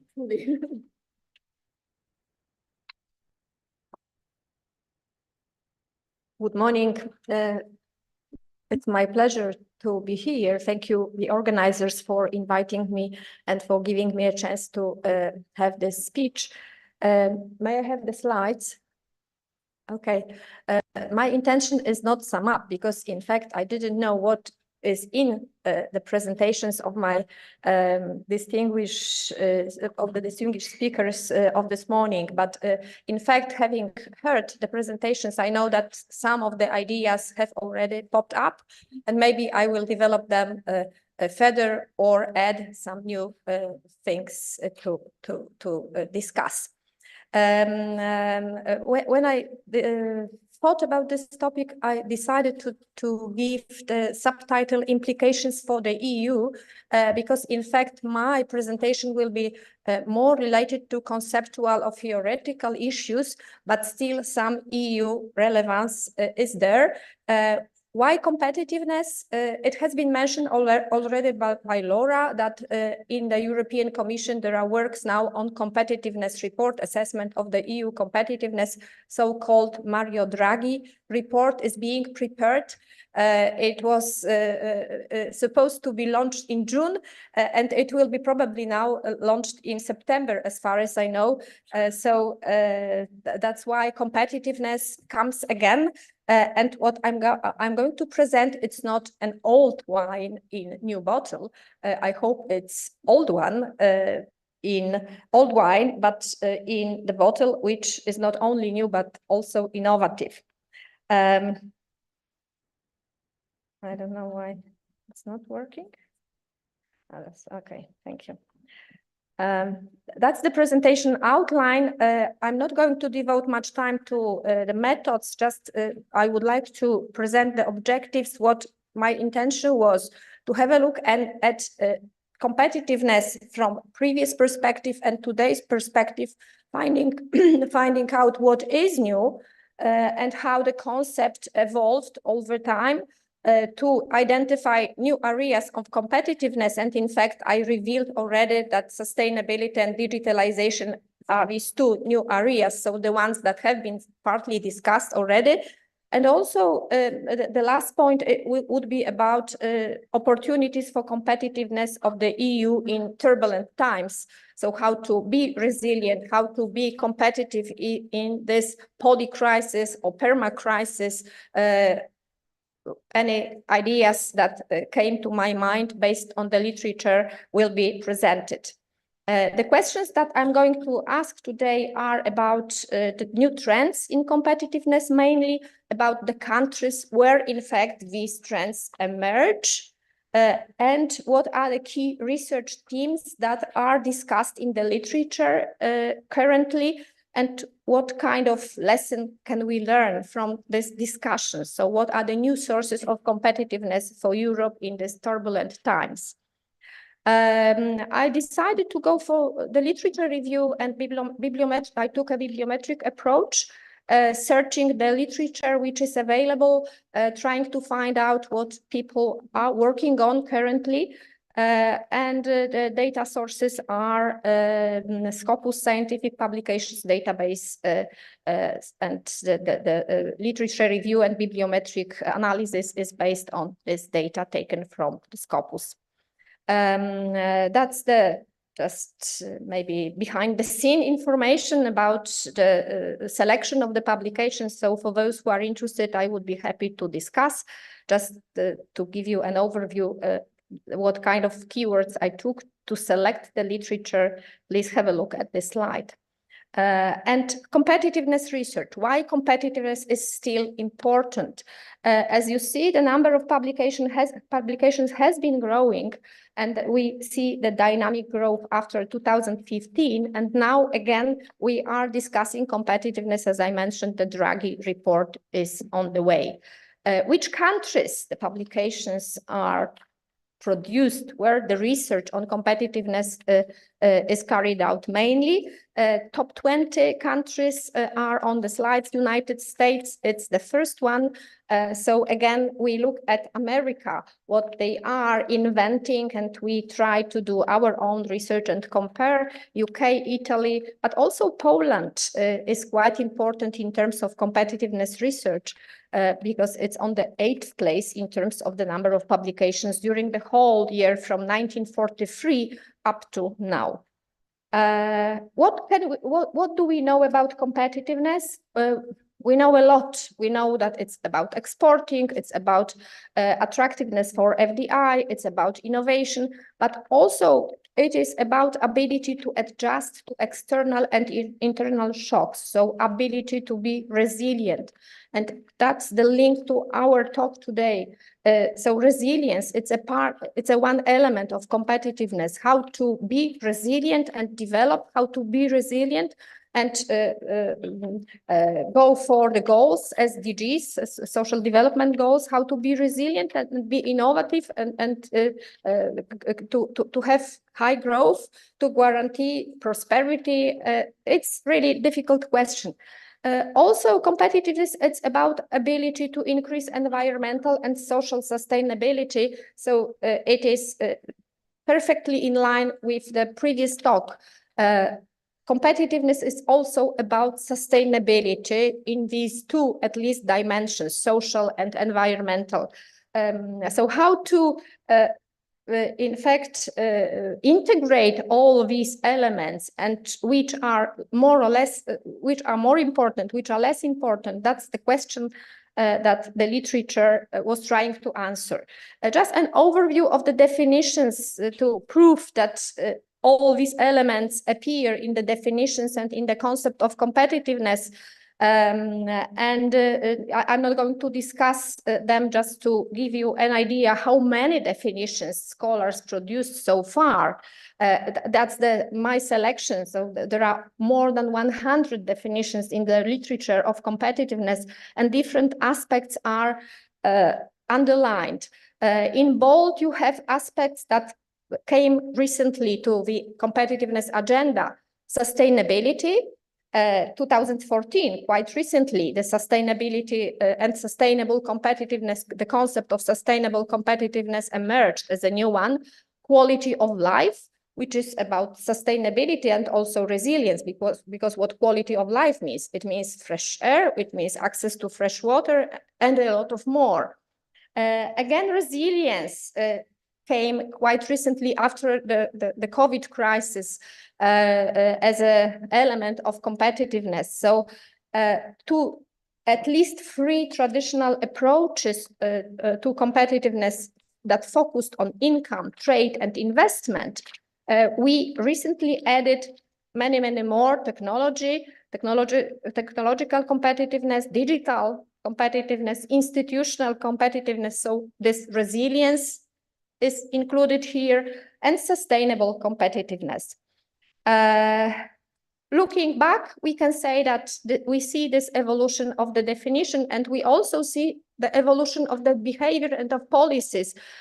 These policies have been discussed by Rob when he showed this graph with European integration and the goals, how Europe has been transforming, and also the theme of this conference is about transformation. So we know that I understand that behind this transformation, dual transformation, dual transition is meant, but also transformation in terms of goals from colonial period up to now, when we talk about that we will be the first generation that will deal with poverty, what Rob mentions. So what kind of way we made from the beginning up to now with the changes. And of course, we had a short discussion at the rector's office about how theory meets practice. Should we look at practice and build theoretical concepts, or the opposite, at just theoretical practice to theory? That's also maybe philosophical discussion for later, but I think it's worth considering. But looking at competitiveness definition, we see that in fact, it goes this way, that theory, at least in economics, goes after practical experience. So we need more practice, more cases, more separate studies to build some kind of concepts and approaches. Having said that, what are the new directions of competitiveness research?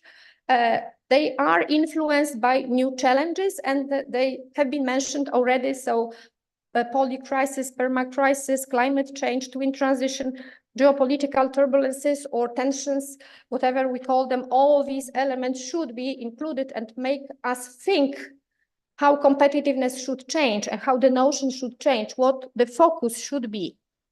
That is taken from the literature. I was trying to build some kind of clusters that show what is going on in the research on competitiveness. And we have a lot of research on traditional factors. Still, many people research traditional factors. Some people research innovation and technology, education, foreign trade, but also new dimension. The third cluster number 3, shows that there are many research and growing part of the research on Industry 4.0 and sustainability taken together. So again, this transformation or twin transition pops up as a topic. These two are interrelated, and they are, by some scholars, digitalization and sustainability regarded as new determinants of competitiveness, of future competitiveness. That's the conceptual framework, just to give you an idea how all elements are interconnected. And now new challenges for the EU competitiveness. Again, similar elements that have been mentioned already. What we can say, what should be the focus in the future? Laura mentioned already innovation, and I think that it is the most important element. It is a driver not only of growth, but also of competitiveness. But we need different types of innovation, not only technological innovation. In earlier stages of development, of course, technologies, adoption of foreign technologies, improvement in business services, public services, that was an issue. But now, at least for Europe, we need more different innovations in terms that are related to the societal life, like public sector innovation, social innovation, green innovation. So that should be the focus, at least in my opinion. Digital technologies offer some elements, some facilitate this process, or could facilitate this process. So we also need innovation in this respect to address social challenges, and collaboration is a key issue. And the video that we have seen presented by Rob illustrates perfectly this collaboration, that we need to collaborate globally, because Europe alone could make an effort but cannot overcome the barriers. We need collaboration at a global scale. Last but not least, we have to think about energy transition and about the development of sharing economies. So the resources are limited. So we need to share resources, but also share everything to limit, to be more effective in the resource usage. In conclusion, I would like to mention maybe key messages are that we are adjusting competitiveness concept to the reality, going after the experience, practical experience that we see, and the new elements as sustainability and digital issues that should be analyzed together because they are interconnected. As far as EU competitiveness is concerned, I see some opportunities in the development of digital innovation, green innovation, and social innovation. Social innovation that can boost also behavioral change. Because what we need, what has been already mentioned also by Laura, that we need more involvement from the society, from the citizens, not only in following the policy directions, but also in creating policies. So co-creations of innovation with the involvement of the societies, that is also some kind of way out to keep people involved and to keep people committed to the issues that we are talking about. So what we need for this, we need relational competitiveness. So we need trust. We need relations, we need collaboration, we need discussion, we need social and relational capital to collaborate, to cooperate, and to co-create innovations and to co-create our planet. In fact, I should say, maybe it's a little bit too big, but still we are responsible for our planet. There are, of course, limitations of my research, which I'm not going to discuss, but I can develop this if you are interested. Also, the limitation is that the literature was my choice of the literature that I based my speech on, and also the conclusions, I'm responsible myself for the conclusions. So if something you disagree with, just let me know and we can discuss it further. Thank you very much for your attention, and I hope that we can have a great discussion.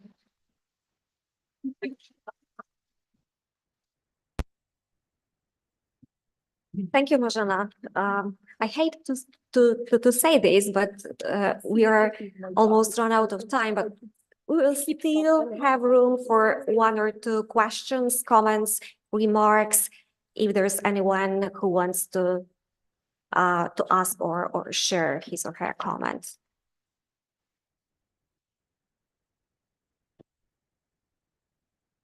Are there any questions, comments, remarks?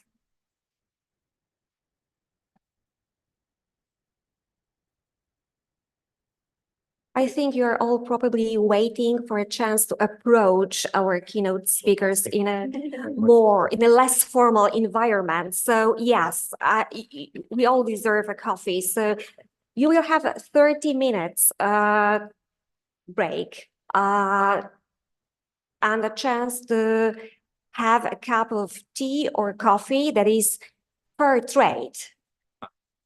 Coffee and tea. And one more remark from my side as far as sustainability during the preparation of this conference is concerned. As you probably noticed, we try to minimize the use of plastic. So all your badges are made out of paper. And on the reverse side, there is a QR code that takes you directly to our webpage with the conference program. And that's how we minimize the use of printed materials.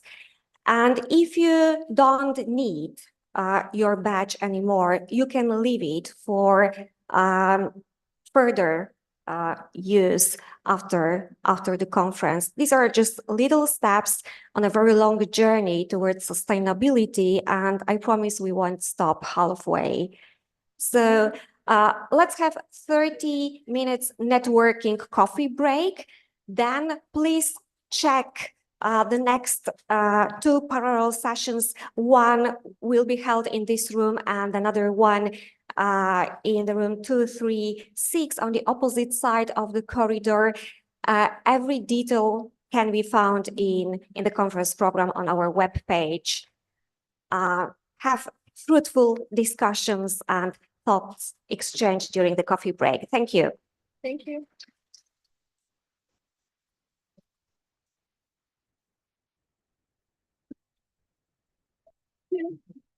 Thank you. It was my pleasure.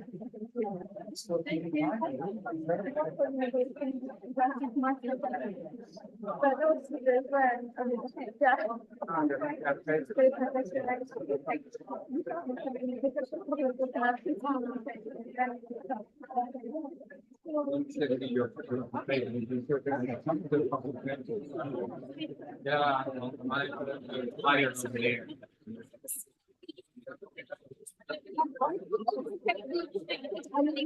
I think so, because I just agree with that. I'm not saying that. No, but I didn't. Thank you.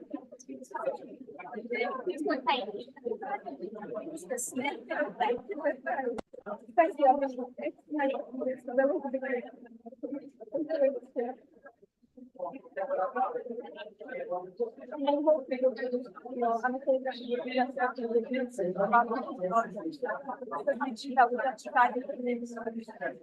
Work on my hand on that property, so we will never constructed no, it's just a hand with Evereza, the publisher. And so there are and then there are spiritual scientists from the and a doctor from Padua and another colleague of Padua. So it's not part of the RSA, but just a project to a book. And we already have, it's going on. It's starting to be good. So that would be quite novel because nobody else has published on that. And then in the RSA, yes, will you be in both of you? At the RSA conference, and also be in Padua. By the way, my daughter studied a PhD in Padua. You're talking 1 year, that was an exchange, European exchange. But I meant the International Studies Association conference in Florence is here, you're not coming.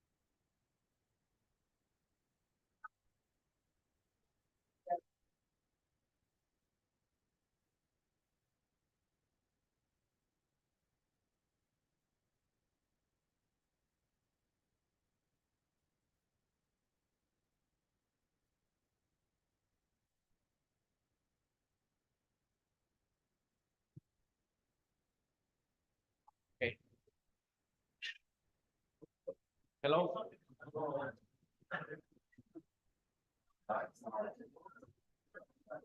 Diana. Martin, my name is Marian. Hiya, nice to meet you. Okay, thank you. How long do we have? You have 10 minutes. Oh, 10 minutes, okay. Between 10, 12, yeah. Okay. You are the last, so you will see. Okay. You are the last. Yeah, so depending on my colleagues, it could be 2 minutes. How should I pronounce your name? Dangerfield, soft G. Yeah. Okay, okay. But don't okay, worry. okay. It's a variation. Okay, so take a seat, Tomasz. To co, możemy startować?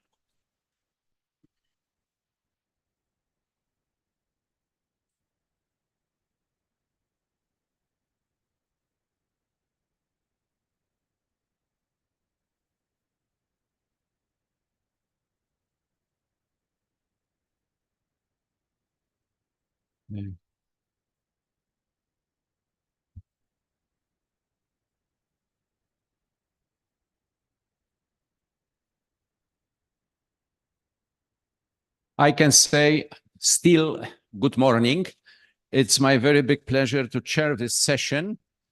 The title of this session is Internationalization and Competitiveness of Businesses and Industries in Times of Environmental, Technological, Geoeconomic, and Geopolitical Transformation.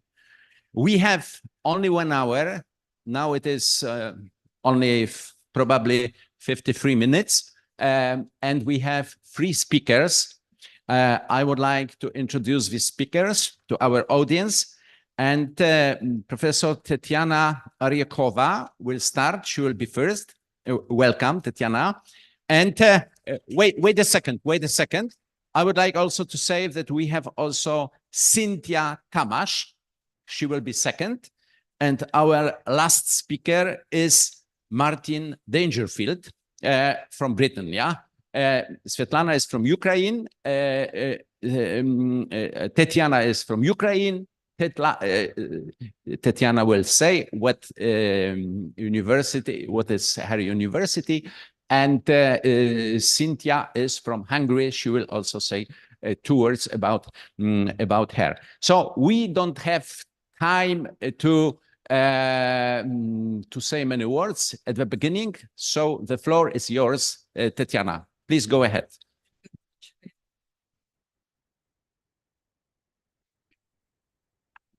And each speaker has not more than 15 minutes.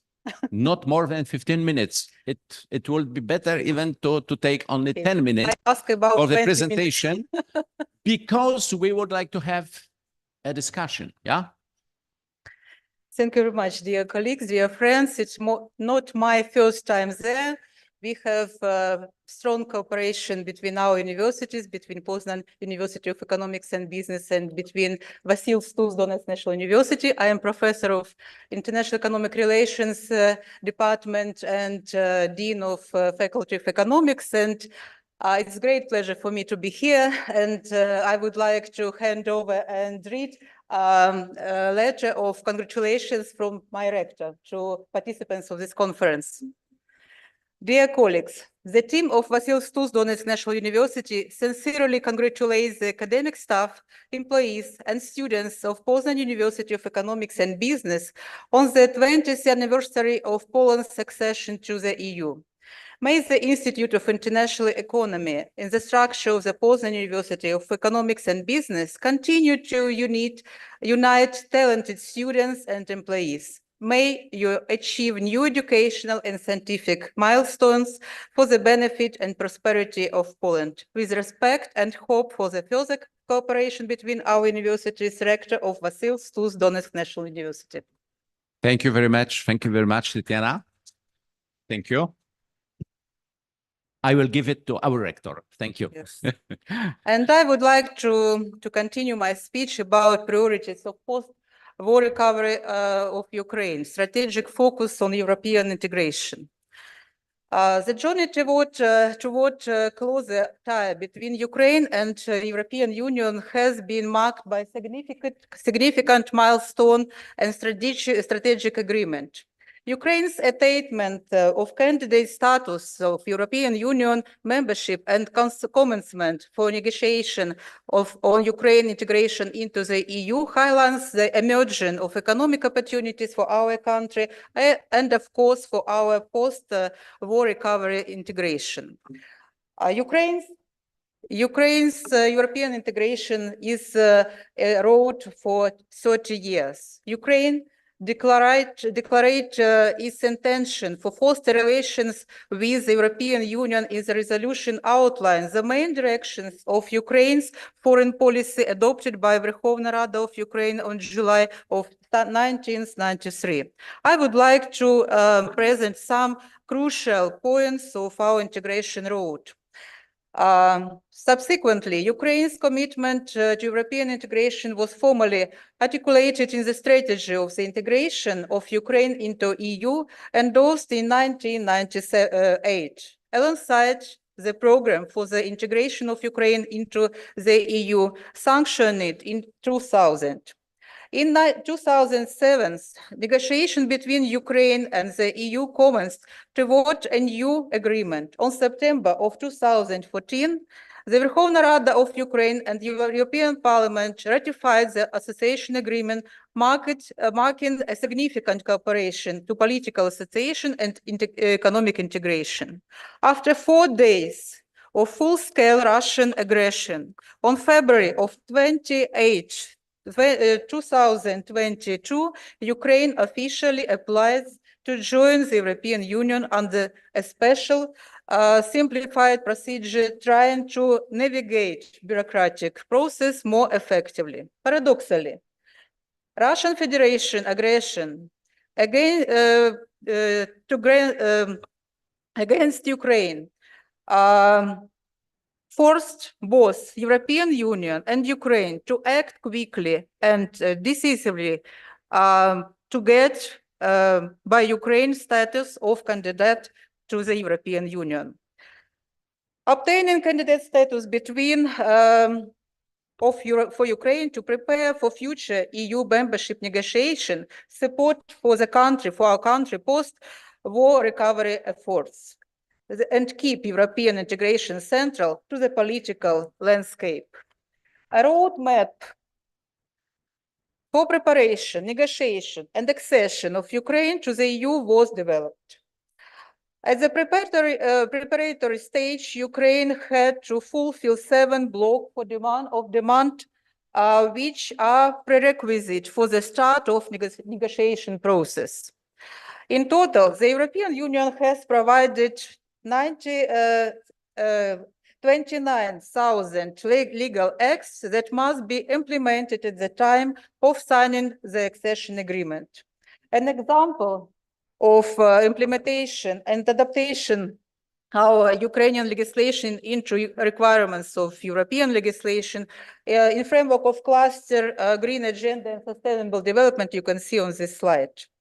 According to the assessment of the European Commission, Ukraine has made significant progress, in particular for such sections as judiciary, freedom of movement of capital, intellectual property law, digital transformation and media, custom union, environment and climate change, foreign security and defense policy.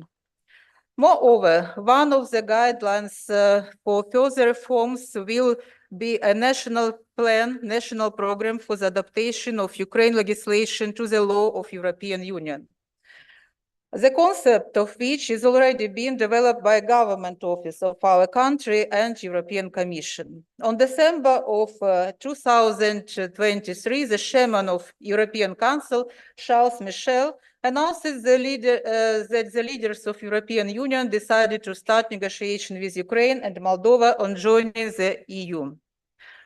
Following the revolution of dignity, Ukraine made significant strides on distancing itself from Russia and embarked on the pivotal journey by signing an association agreement with the European Union.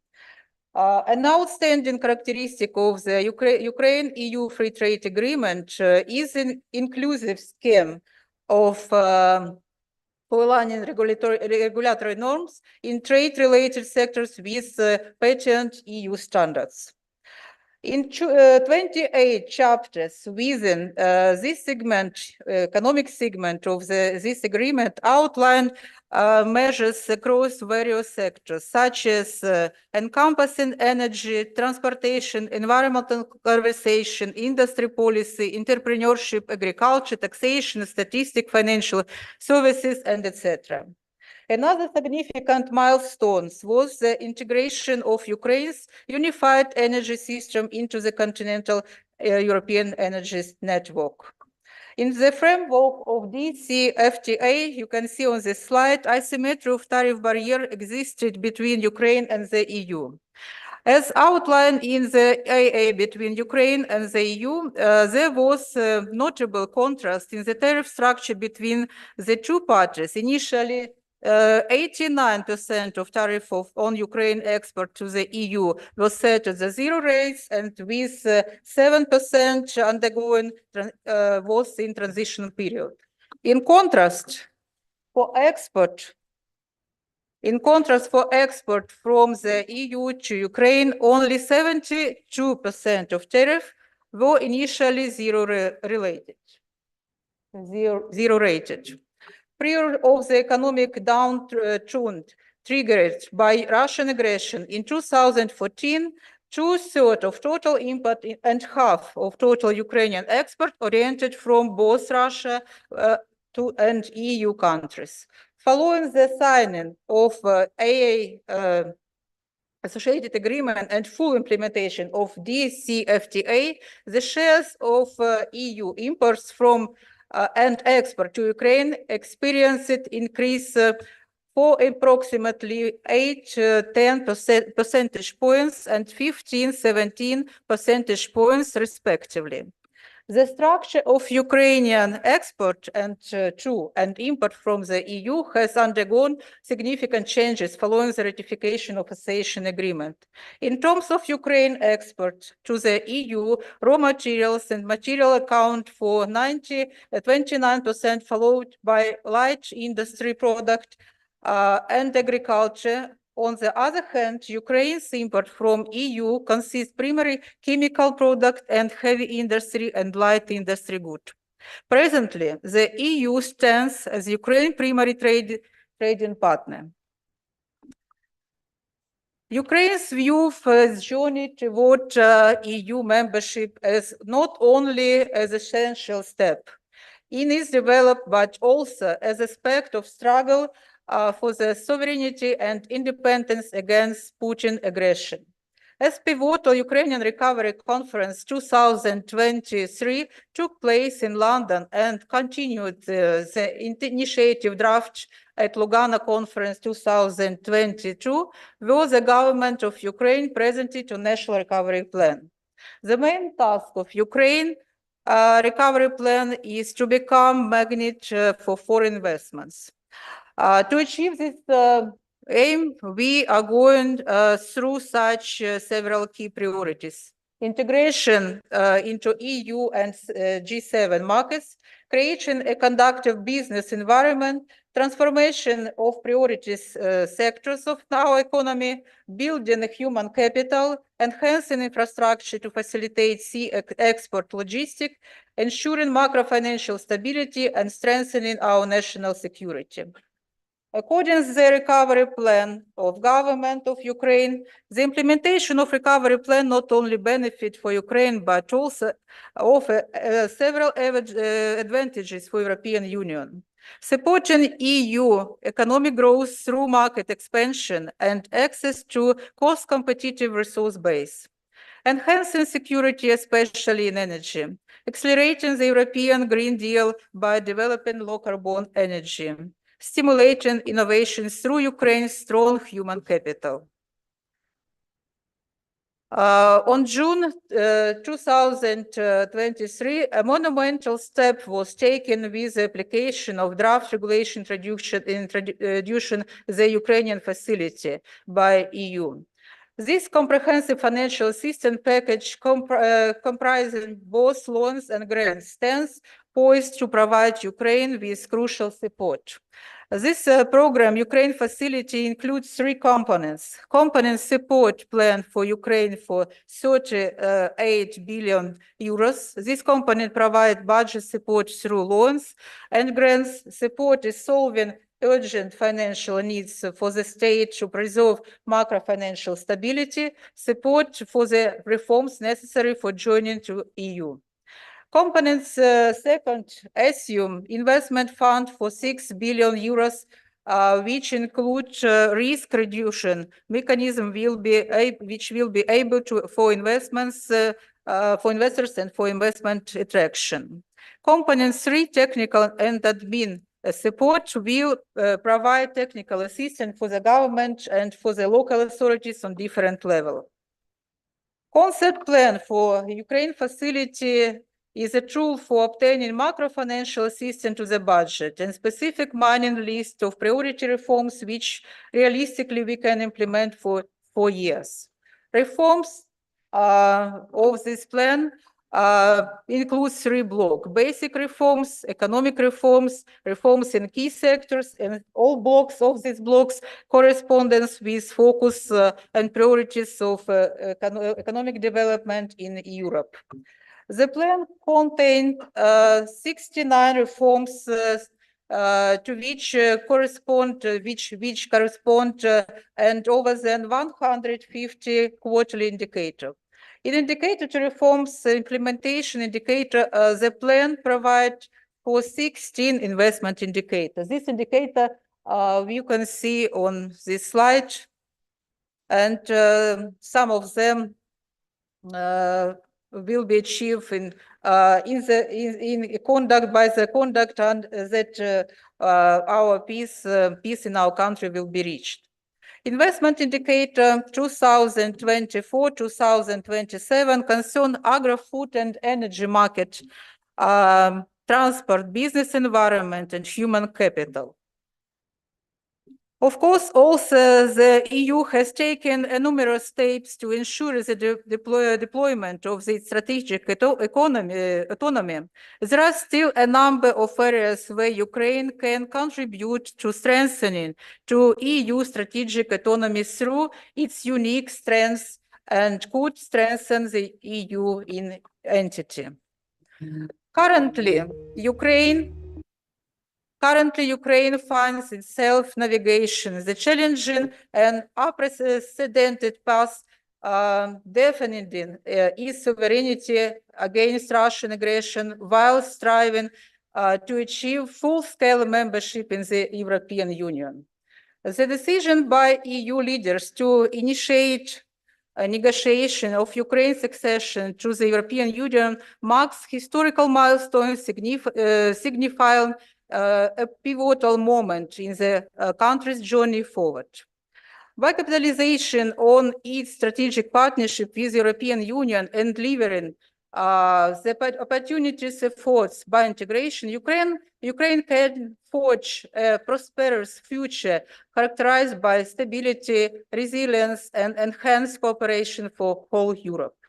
Ukraine is working for its future, the future of flourishing European state, but currently our sons and daughters have been choosing our independence for our states with weapons of their hands for 10 years. Millions of civilians have suffered from this war. Hundreds of hectares of land have been mined. With their lives, Ukrainians protected European values from the Russian invasion. I would like to show you several frames about city of Mariupol, which was fully destroyed after that Russian peace was arrived.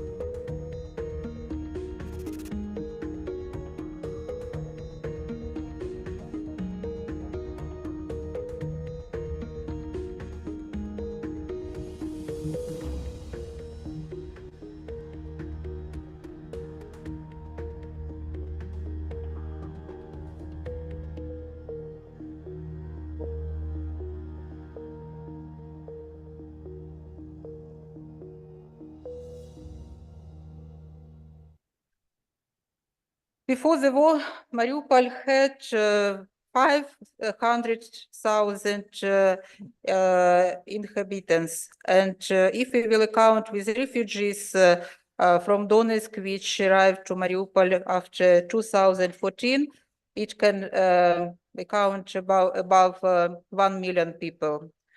After the beginning of the full-scale invasion of Russia, there are a lot. We have a lot of such cities which were fully destroyed by Russian army. And I would like to show you one. Мною принято решение о проведении специальной военной операции.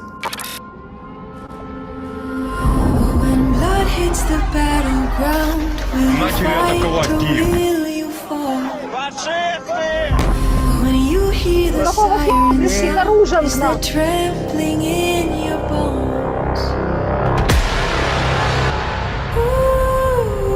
Це моя рідна земля. Снаряд, это просто пиздец.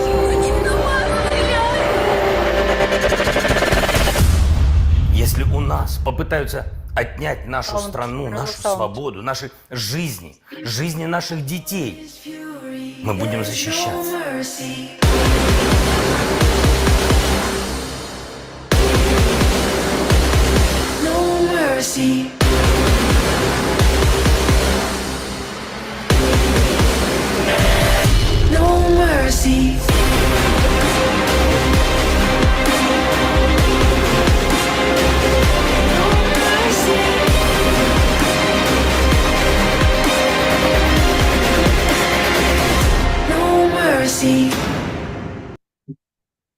I wish you prosperity and peace. Thank you for your attention. Glory to Ukraine.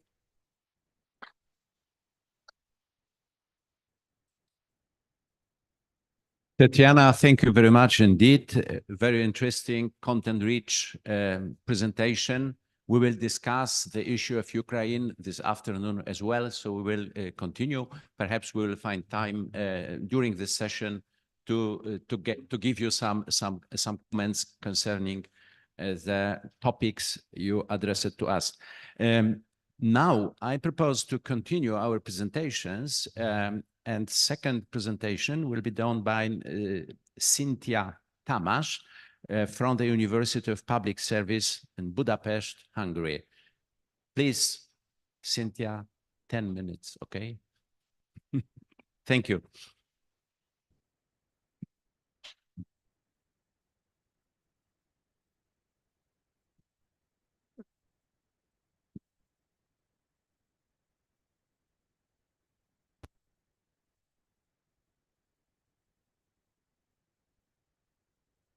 So good afternoon, everyone.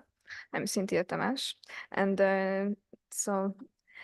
I spoke about a little bit energy situation prospect in the East Central European. The research area is economic relations between Hungary and Poland between 1990s and 2020. So in my PhD, I'm writing about what are the economic similarities and differences between Hungary and Poland in 1990s. Secondly, what are the economic benefits of joining the European Union? And thirdly, how did the 2008 crisis affect the economic of the two countries? And finally, the economic cooperation can be developed between two countries. And now, the research problem is the study explores the challenges of aligning the Visegrad countries' energy policies with the EU's climate neutrality goals for 2030 and 2050. Given the EU's ambitious targets, including 55% reducing in GHG emission by 2030 compared to 1990s levels, as outlined in the European Climate Law, the search identifies the Visegrad countries' specific obstacles and opportunities in the transition.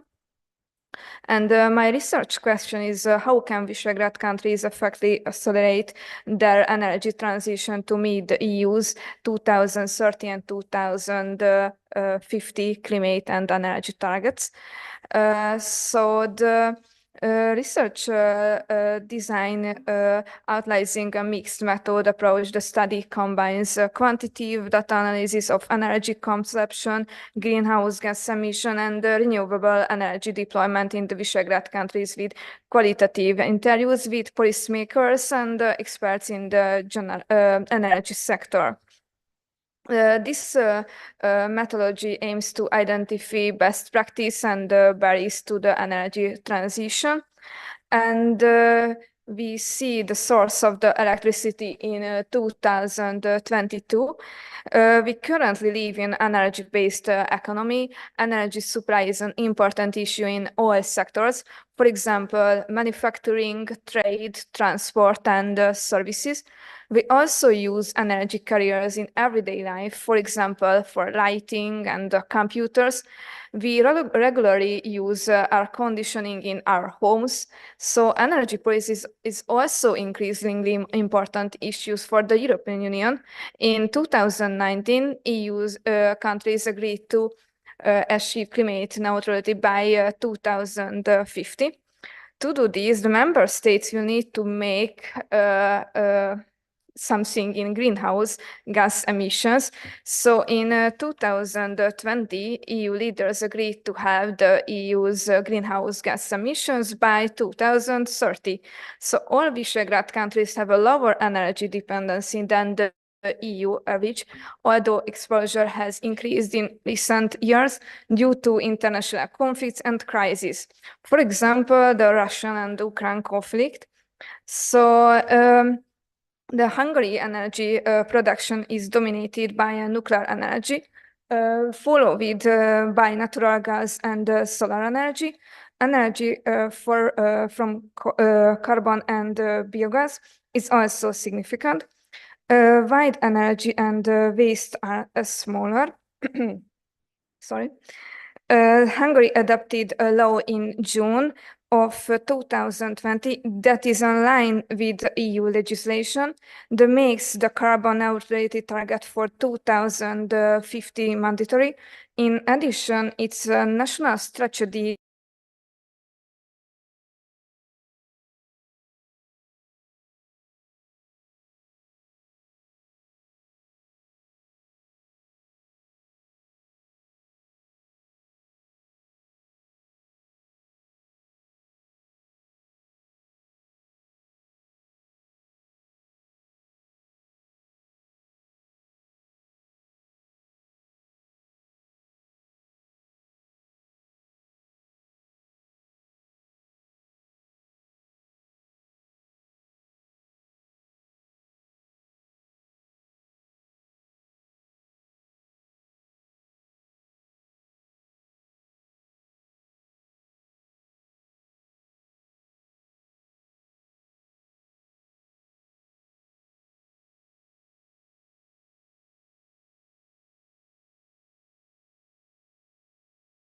while nuclear energy also makes a significant contribution.